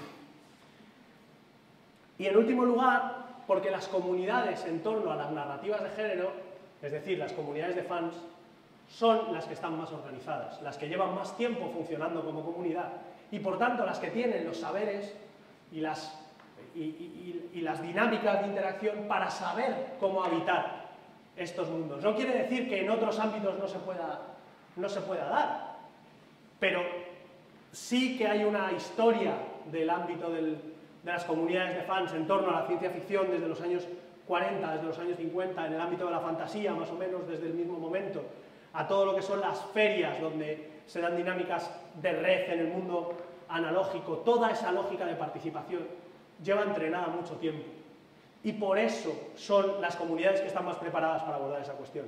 No es que de pronto la ciencia ficción o la fantasía o los superhéroes aparezca y sea simplemente que el mainstream dice ahora toca esto. Eso no es real, no es así, no funciona en ningún otro ámbito. Son la identificación de comunidades vivas que están produciendo universos de ficción la que hace que se identifique desde eso, como llamo al principio, el transmedia empresarial, una perspectiva útil o una dinámica un poco más de captación, por decirlo de alguna manera, de eso. Sí.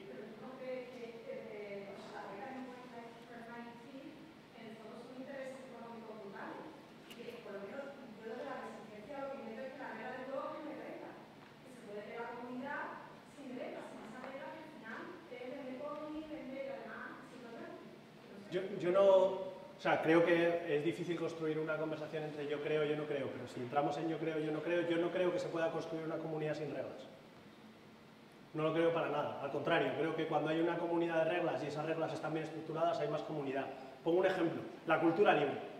La cultura libre, el copyleft, es una comunidad estructurada en torno a 4 reglas tremendamente estrictas, que si no se cumplen estás fuera. Sin esas reglas no hay comunidad. La cuestión es qué reglas, qué ADN hay detrás de esas reglas, si esas reglas permiten mayores niveles de participación, menores niveles de participación, si están hechas para vender o para jugar.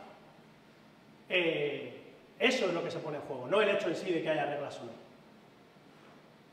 No es solo que los universos de ficción del cómic sirvan para vender más cómics, es que las dinámicas narrativas del cómic permiten mayores niveles de participación y si solo nos quedamos en que se venden más cómics y en cómo se hacen esas dinámicas de cómic, tendremos muchas dificultades para utilizar los elementos de la ficción para producir comunidades. Sea a través de un poema, sea a través de un documental, sea a través de una webserie, etc. Creo que la resistencia a las reglas tiene que partir de 2 elementos. 1, otras reglas que poder proponer. Y 2, el reconocimiento de que esas reglas existen y funcionan de una determinada manera por algo, que no es solo, en mi opinión, que se vende. O sea, el mainstream no funciona solo porque tenga una infraestructura brutal de publicidad y propaganda. Porque los elementos que he puesto al principio de la memética en red son elementos tremendamente distribuidos que no parten de infraestructuras de dinero. Cero. 4chan, ya me diréis. Son dinámicas, en todo caso, en el mainstream, de captación de las comunidades vivas y de devolución en términos de comercio, de venta de productos. Pero no es solo simplemente, oye, tenemos el mainstream, o sea, el mainstream es una relación, como cualquier dinámica de poder.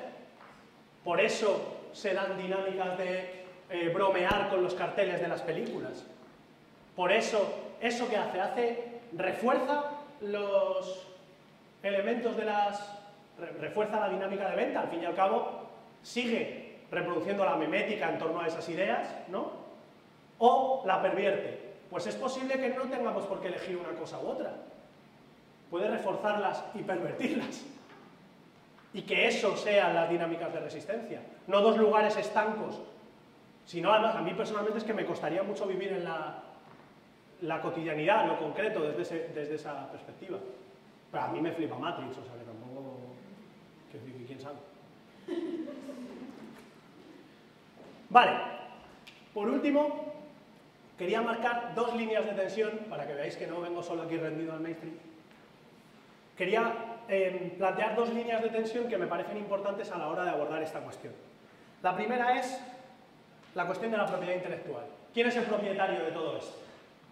Hay 2 concepciones sobre la cuestión de la propiedad intelectual, y esto también es lo más innovador que he podido generar en términos estéticos. Por un lado sería una concepción de la propiedad intelectual en torno a lo cerrado y restrictivo, el copyright, y por otro lado sería la cuestión abierta y libre, ¿no? Lo que podríamos entender como copyleft. Esas son dos respuestas que se han dado a la cuestión de la propiedad o la gestión de la propiedad. ¿Qué pasa? Que como la participación forma parte esencial de esto y sin la participación no se entiende, sobre todo el campo de lo cerrado y restrictivo tiene un grave problema en relación con eso, porque desde el punto de vista de las leyes del copyright no deberían poderse permitir que una niña se haga un periódico de Harry Potter, porque está violando el copyright de Warner. Pero es que si hacen eso, la bola que les viene es que no pueden comercializar la película. Entonces necesitan otro elemento. Y entonces se construye este ámbito, que es un ámbito de una ambigüedad brutal, que es lo disponible. ¿Qué es eso? Pues es un ámbito en el que más o menos todo el mundo mira hacia otra parte, nadie, y la legalidad, la denuncia, el impedir que algo se haga, tiene un sentido táctico. No tiene absolutamente nada que ver con el garantismo, que es lo que sería la ley, ¿no? Y entonces, dependiendo de qué tipo de propietario eres, de qué lógica de propiedad hablas y de cómo la gestionas, tienes unos elementos u otros. En el caso, por ejemplo, del señor George Lucas, de Star Wars, pues es muy favorable a lo disponible siempre y cuando no se haga con aquello que está produciendo. O sea, juega lo que quieras, menos con lo que yo voy a comercializar. ¿Vale? En el caso de Harry Potter empezaron diciendo no juegues absolutamente nada, y ahora lo que están proponiendo es ven a mi portal web a jugar. ¿Vale? Entonces, eso ha generado de nuevo dos respuestas, ¿no?, a esta cosa de lo disponible. Una respuesta que sería, en términos de legalización y tal, en términos de cierto rigor, las licencias Creative Commons, es decir, una regulación de la propiedad en términos de libertad a través de una serie de condiciones, y para financiar todas estas cuestiones, el crowdfunding, es decir, unas dinámicas de microfinanciación a partir de unas normas. Y en el campo de lo disponible se han generado dos grandes industrias. Una que son las dos industrias de los nuevos medios. Una lógica que sería el nuevos medios reparto, que sería, por ejemplo, Netflix, comercializo a través de la red contenidos, otra que sería Filming, comercializo a través de la red contenidos, o las redes P2P. Las redes P2P nadie gana dinero con ellas, no hay una dinámica de lucro, pero tampoco no hay una dinámica comercial y no hay una dinámica de lucro, es un mero ejemplo de compartir, es un protocolo para compartir. Este sería un modelo de nuevos medios a partir del reparto. El reparto cuando hay beneficios, Netflix o Filming, y el reparto cuando no hay beneficios, que lo que se reparte es el contenido y la información, como en el caso del P2P. Y luego habría otra lógica que sería el New Media Expolio. Es decir, portales, herramientas web que te permiten recoger una cantidad de contenidos enorme, distribuir y exhibir, pero pierdes totalmente la propiedad sobre lo que haces y no les preocupa lo más mínimo cómo se reparte el dinero que se está generando. Tres ejemplos: Google, YouTube y Megaupload, que funcionan los tres exactamente con el mismo modelo de negocio, solo que uno se ha considerado legítimo y legal, dos, mejor dicho, se han considerado legítimos y legales, y uno no, que es Megaupload, que es el que acaban de cerrar. Bueno, esta sería una línea de tensión. Y la segunda línea de tensión, y con esto acabo, es ¿esto quién lo paga? Y abro cuatro preguntas, no para resolverlas ahora, pero bueno, como para tenerlas en la cabeza. Primero, estas dinámicas, que son económicas, y habitar estos mundos, ¿cuánto dinero generan? ¿Y a quién? ¿No? ¿Dónde se está dando ese ciclo comercial? La segunda es, en estos mundos, ¿quién trabaja? ¿Trabaja solo la gente que los crea? ¿O trabaja también la gente que participa de ellos, los difunde, los cuenta, etcétera? Si esto es así, ¿quién es el propietario? ¿Quién ha creado el mundo? ¿Todo el mundo? ¿Nadie? ¿Cómo sería esa cuestión? Y por último, ¿cómo se cuantifica eso? ¿Cómo sé yo cuánto le tengo que pagar a la persona que me ha hecho un retuiteo en relación a aquel que me ha escrito un fanfic, en relación a el guionista que ha escrito el guión de la película que ha ganado no sé cuántos millones, ¿no? Estas son cuatro cuestiones que no están resueltas. ¿Vale? No sé si me he pasado muchísimo de hora, si estáis ya completamente destruidos de sueño, pero yo he llegado hasta aquí. Entonces, cualquier pregunta, Carla,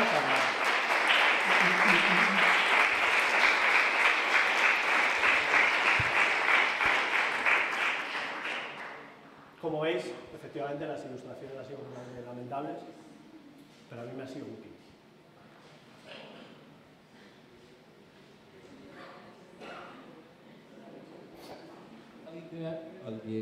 ¿Alguien tiene alguna pregunta o ya que tengo el micro? Bueno, hay tres cosas que igual no sabéis de Guillermo. La primera de ellas es que ha sido guionista de Hospital Central, por eso habla tanto del mainstream, está obsesionado con el mainstream. La segunda es que explotado por el mainstream. Se dedica al tema de la almadraba, que es, para los que no lo conozcáis, el patchwork, este tema de hacer telas mezclando otras telas. Bueno. Y por último, que participa de un centro social ocupado que se llama Patio Maravillas, en Madrid. Entonces, donde hacemos ciencia ficción todos los días. La pregunta es si has probado alguna vez el transmedia, tal y como lo has explicado, dentro de un contexto de activismo o de movimientos sociales. La respuesta es no. No, pero sí que he tenido la sensación de que para narrar procesos complejos, como son los procesos que se dan en una determinada comunidad, el transmedia es muy útil. ¿Por qué? Porque la manera de narrar procesos y comunidades de manera tradicional limita mucho modelos de participación determinados, o sea, genera una determinada dinámica de memoria, genera una determinada manera de transición, genera el rechazo o la aceptación de determinados códigos narrativos, ¿no? Por ejemplo, pues parece raro hacer ficción para contar un territorio comunitario, más si es un territorio político, etc. Y sin embargo, el transmedia permite una gran libertad, además en la relación con lo que la comunidad puede conocer de ti. Tú puedes decir, vamos a hacer un libro sobre este centro social o sobre este colectivo que tenemos. Bueno, entonces hacemos un libro y para el libro hacemos un montón de entrevistas, imaginaos, ¿no? Hacemos todas las entrevistas que hay aquí. Todas las personas que estamos aquí, estamos en un colectivo y nos entrevistamos. Bueno, ya hacemos el libro y el libro es infumable porque tiene 7000 páginas. Vale, no, pues entonces hay que editar el libro. Vale, pues entonces estamos en una dinámica cronológica, editamos el libro y toda la riqueza de todo lo que hemos dejado fuera se va a la mierda y no existe. Vale. Oye, y si editamos el libro, guay, pero tenemos una web donde están todas las entrevistas, y entonces así tú puedes, joder, pues entonces mira, esto nos permite ya, ¿no?, un nivel de riqueza y de conocimiento mayor sobre esta comunidad, realmente ficticia, que hemos generado aquí, que si alguien tiene interés, entrando por aquí, que probablemente sea por el lugar por el que van a entrar, puede llegar hasta aquí. ¡Joder, qué guay, tal! Ya, es que yo no sé escribir. No sé escribir, no solo no sé escribir, no me gusta. Es más, no solo no me gusta escribir, no me gusta leer. Oye, pues si además de hacer las entrevistas, grabáramos unas entrevistas en vídeo, pues podríamos tener no solo una, sino dos entradas. Y esta nos llevaría como a esta parte que es la del vídeo y esta que es la del texto.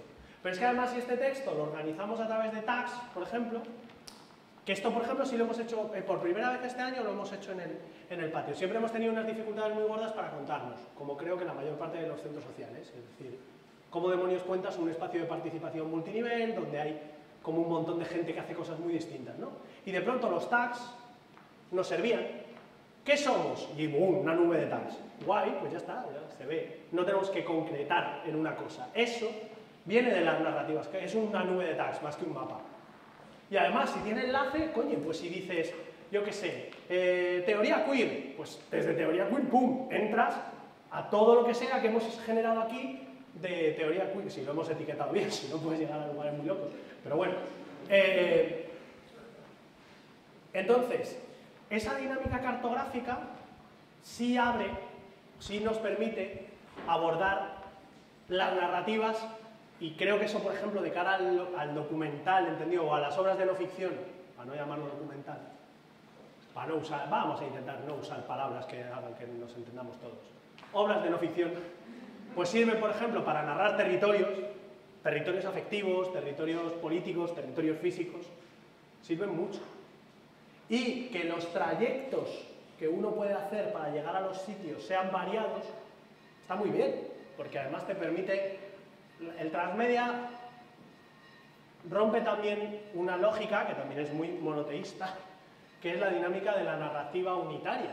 Esto es todo el rato la narrativa del fragmento, nunca ves todo lo que hay, pero lo asumes, y entonces asumes que las cosas son más complejas de las que uno solo o una sola puede entender, y que además necesitas entonces la conversación socializada para entender las cosas. Porque no te da la atención, no te da el tiempo, no te da la vida para entender la complejidad de los procesos.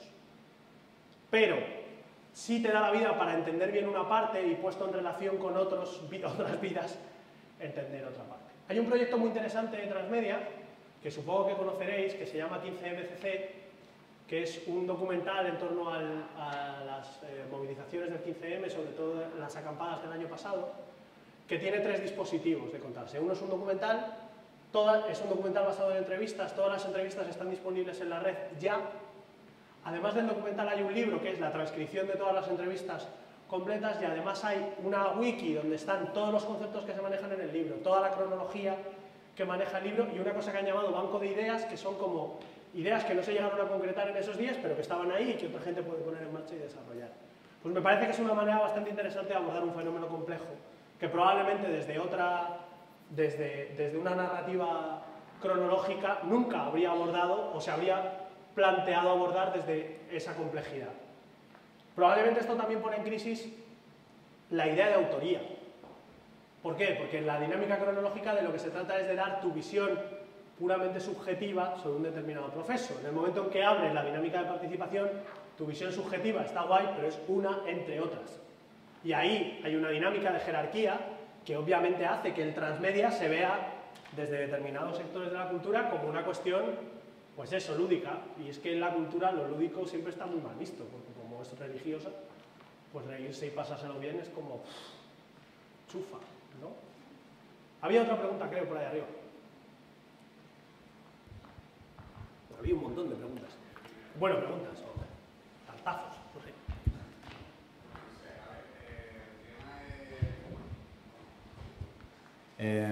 Una duda con respecto a si hay unas claves, ¿vale? Para que esto funcione. Si están como cerradas, ¿sabes? Como de, oye, pues para hacer una historia de esta transmedia tienes que usar tal, tal y cual. Y luego, si también existiría la posibilidad, o se da el caso, de que usando uno de los factores que generan que podrían generar este contenido transmedia, ¿vale? Uno de los núcleos, sin a lo mejor incluso ser siquiera el primero, ¿no? Como el libro de Harry Potter que luego genera las demás cosas, ¿puede llegar a funcionar o hay algún ejemplo de esto?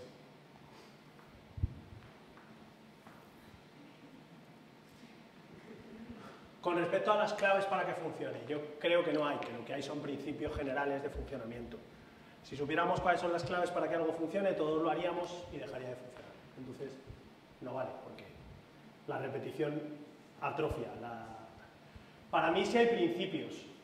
Creo que hoy por hoy la narrativa de género favorece, o los juegos en torno a la narrativa de género favorece la creación de universos transmedia que sean comprensibles en un primer momento.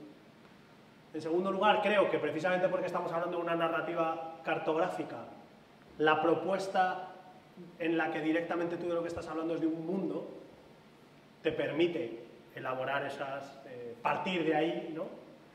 En tercer lugar, que las dinámicas de participación existan y estén muy claras cuáles son y cómo es esa cosa de introducirte en el universo o no. Creo que es importante. Y en cuarto lugar, es una cosa que no he dicho, porque bueno, no se trataba de hacer exactamente una clase para aplicaciones así muy prácticas, pero cuidado con empezar diseñando perfectamente todos los dispositivos del transmedia. ¿Por qué? Porque no vas a tener dinero probablemente para desarrollarlo todo. Probablemente solo tengas dinero para desarrollar una pequeña parte. ¿Vale? Hay veces que no, hay veces que simplemente, pues oye, tienes una web donde vas recogiendo dinámicas de participación en torno a un fenómeno y no es excesivamente complejo y de ahí saltas a otra cosa. Pero hay una tendencia bastante habitual que es, bueno, ahora hay un proyecto transmedia, ¿no? Entonces ahora lo que lo peta es el transmedia y entonces tú estás ahora en una productora y la productora te pide que hagas, eres el diseñador o diseñadora de proyectos transmedia de esta empresa. Y eres normalmente un becario en prácticas y entonces haces unos documentos que son preciosos donde dice, y esto será un videojuego, tendrá vida extendida en la red, o sea, como toda una serie de palabras que no tienen ninguna realidad, por decirlo de alguna manera, y que luego tú llegas ahí y ellos te dicen, oye, muy bien, si la serie va bien, nos ponemos a desarrollar esto. Y ya está. Y si va bien, pues luego, depende del dinero que tengas, está. Entonces, una de las claves que yo creo que es importante es pensar la escalabilidad del asunto, o sea, que sea escalable. Que tú puedas diseñar desde un X que en caso de que Y puedas llegar a Z, pero no partir ya de pum, salvo que estés en una situación económica en la que, no te conozco, pero estoy casi seguro de que no estás. Ninguno de los que estamos aquí está, que es un nivel de infraestructuras brutal. Con respecto a lo que has dicho de utilizar el género, hablas como de utilizar la ficción, ¿no? Sí, o sea, pero y no solo la ficción, sino una determinada narrativa en el que la gente está como más acostumbrada a conocer los códigos. Porque sería aplicable a, no sé, a otros ámbitos, a no solo el tema de contar historias, ¿sabes? No, por ejemplo. Es que no lo sé, no te sé decir. O sea, creo que es aplicable a todos pero, los no sé, ámbitos. Publicidad, pero... no sé. ¿Publicidad, decías? Sí, en algún otro tipo de ámbito.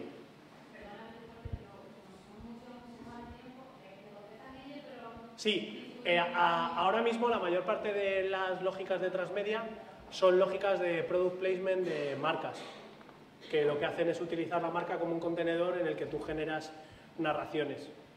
No es que me guste, pero así es. Pero no es que la marca genere la ficción, sino que es más bien el contenedor. Ven al portal de Coca-Cola a contar esta historia medio videojuego, medio tal. Quería evitar en la medida de lo posible esta parte de contar el transmedia en la charla. Pero en términos de quién tiene infraestructuras para poner en marcha transmedia, sí, las marcas tienen. Mi pregunta era cómo se inserta dentro de esta transmedia, dentro del cubo y el universo que nos ha dibujado, la intertextualidad, entendida como referencia a universos externos. Y pienso, por ejemplo, en V de Vendetta, el cómic, ¿no? Más, o sea, yéndonos al primer nodo, que hace referencia a la historia de Guy Fawkes, al mito de Guy Fawkes, una sociedad concreta que no es la nuestra como lectores españoles, e incluso al contexto histórico en el que se escribe el cómic, que hay referencia clara a... Sí. Bueno, yo había distinguido esos dos, o sea, como el nivel de intertextualidad hacia adentro, o sea, como una obra que hace referencia a sí misma todo el rato para que tú puedas conectar, pero creo que si no está esa dinámica intertextual hacia afuera, el universo se agota súper rápido, o sea, como que tiene que tener esa doble lógica. Lo que pasa es que esa lógica intertextual, yo diría que hay como tres niveles. Uno que es como un nivel implícito, que sería, pues eso, el contexto en el que se está dando, del que está hablando el universo que propones, cómo se relaciona con el aquí y el ahora, ¿no? Todas esas historias. Otro que es explícito, pero no de una manera directa o técnica, es decir, menciones a Guy Fawkes, ¿no? Como en este caso, pero es que ahora en el caso del transmedia habría un tercer nivel que ya es directamente explícito y técnico. Por ejemplo, una novela que tiene links directos, o sea, que te permite saltar, o un vídeo que te dice, pues yo qué sé, una webserie, por ejemplo, que se estructura en vez de así, ¿no? Como una estructura así más rizomática, en el que tú estás viendo un vídeo y ese vídeo te dice, si quieres que pase tal, ve para acá, si quieres que pase... Y entonces o sea, técnicamente está introducido ya en las propias superficies narrativas, o sea, yo creo que sean los tres niveles. Problema con la intertextualidad, es un poco el mismo que el de que el nodo tenga sentido en sí mismo y se relacione bien con el resto. Si la intertextualidad es necesaria para entender lo que está pasando, ojo, porque puedes perder a la gente que no la entiende. Si la intertextualidad es tan obvia como que realmente no necesitas mencionarla, hacerla explícita, seguro que habéis visto como estos contenidos en los que claramente la intertextualidad lo que te están demostrando es que quien lo ha hecho es súper intertextual, pero realmente si quitaras todos los links sería exactamente el mismo texto, ¿no? Antes también en la comida hacíamos esta broma, ¿no? De escribir un texto que de pronto dijera, vamos hacia aquí, y en la A un link y le das y te va a Wikipedia, la A, primera letra del alfabeto, no sé qué, no necesitas ese enlace. Entonces hay que tener como esa, o sea, saber cuánto de hipervínculo tienes que hacer, tanto técnico como explícito o implícito, y qué papel tiene que ocupar. Fijaos en el ejemplo de Perdidos, el papel que ocupaban los libros de Sawyer era un segundo término, un tercer término. ¿Por qué? Porque eso es lo que hace que permita un trabajo modular de los diferentes tipos de habitantes de ese mundo. El que solo está viendo el primer término y el que está obsesionado con pues el libro de Sawyer, quiero saberlo porque lo voy a poner luego en el wiki y me voy a relacionar, ¿vale? O sea que el hipervínculo también lo que genera son, sobre una misma superficie, dinámicas de profundidad. Esas dinámicas de profundidad tienen que entenderse todas y cada una de ellas sin depender de las otras. Si llegas hasta ahí, guay. Y si luego lo ves en un foro y alguien te lo explica, mejor todavía. Pero si necesitas llegar hasta aquí para entender esta, puedes tener un problema. Yo quería hacer una pregunta que quizás es un poco general o de perogrullo, pero me interesaría que hablaras de cómo la narrativa transmedia no solamente afecta a la creación, sino a los procesos de conocimiento. Y cuando tú estabas hablando se me han venido a la cabeza el Quijote, que revolucionó la manera de leer, y Las Meninas, que de alguna manera rompió con la manera estándar de mirar.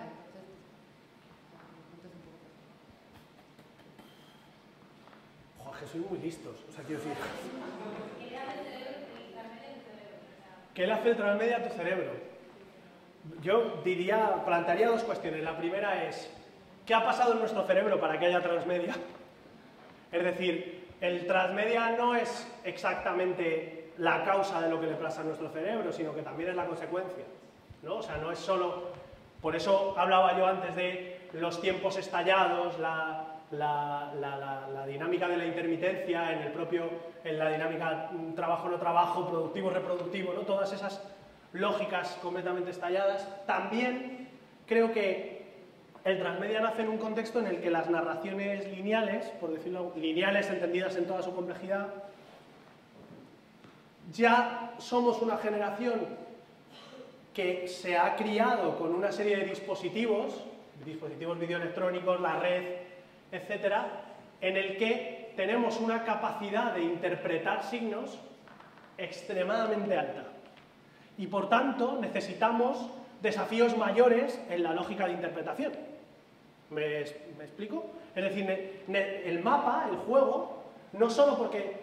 Yo la verdad que no soy muy de jugar a videojuegos, pero hay que entender también esa lógica. Es decir, somos ya un conjunto de gente que hemos jugado mucho y hemos participado mucho a través del juego, en este caso a través de juegos de ordenador, consolas, en la calle, etcétera, etcétera, etcétera. Es una dinámica lúdica y de experimento del juego, de las normas, de la participación, de doblar esas normas, brutal. Cuando luego te dicen, bueno, pues ahora siéntate ahí y sé espectador, como que no te sale. O sea, como que lo que te apetece son otras cosas, ¿no? Porque estás en ese juego. Entonces yo creo que por un lado hay toda esa cuestión y por otro lado una de las cosas que genera nuestro cerebro es dispersión y una dificultad para atender de la leche. O sea, una dificultad enorme para atender, no sé, como sois gente muy lista, no habéis leído a Michael Moorcock, pero seguro que habéis leído al señor Pynchon, por ejemplo. Pues yo el señor Pynchon, pues no lo había leído hasta ahora y me he puesto este verano a leerlo y digo, joder, pero es que esto es muy difícil de leer para mí, porque yo ya estoy aquí, no, tengo que mirar Twitter un segundo antes de... No, ¿cómo me voy a concentrar en esto? ¿No? Eso es una lógica, una relación con el tiempo analógico, el tiempo digital, el tiempo del cuerpo y el tiempo del cerebro, que está en una tensión muy gorda. Y el transmedia te permite entradas y salidas de eso. Momentos de concentración, dispersión, volverte a concentrar, hacer trabajo para unir 2 o 10 elementos. O sea, yo creo que eso está todo como muy relacionado. Y también lo relaciono con dos fenómenos.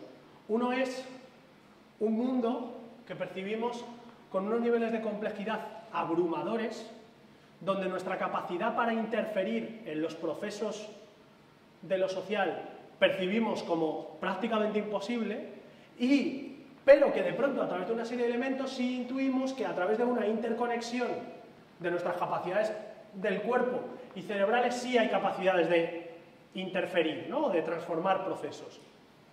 Pero ya no podemos hacerlo solo desde nuestro cuerpo, porque como esos procesos se han automatizado y se han virtualizado, desde el cuerpo no llegas, no puedes. Entonces necesitas soportes que te permitan conexiones y interacciones para dar pelea, pero tú ya no puedes solo, necesitas tu mente en conexión con otras mentes. Es normal que las narraciones reproduzcan eso de alguna manera, porque tú también lo necesitas. Y es normal que cuando yo le digo a mi madre, mira mamá, vamos a ver esta serie, y nos ponemos ahí a ver perdido, ¿a qué es increíble? No he entendido nada. No, pero espera, porque es que claro, no has visto... Espera, te voy a poner un webisodio, porque en el webisodio, como de, ¿qué me estás hablando? O sea, ¿de qué me estás hablando? Mi cerebro, es decir, mi relación con el tiempo, con la atención, con la relación que yo tengo con el propio contenido, es completamente distinta. Entonces yo creo que todo eso, no sé en qué medida, no sé con qué niveles de complejidad, atraviesa el transmedia. Por eso también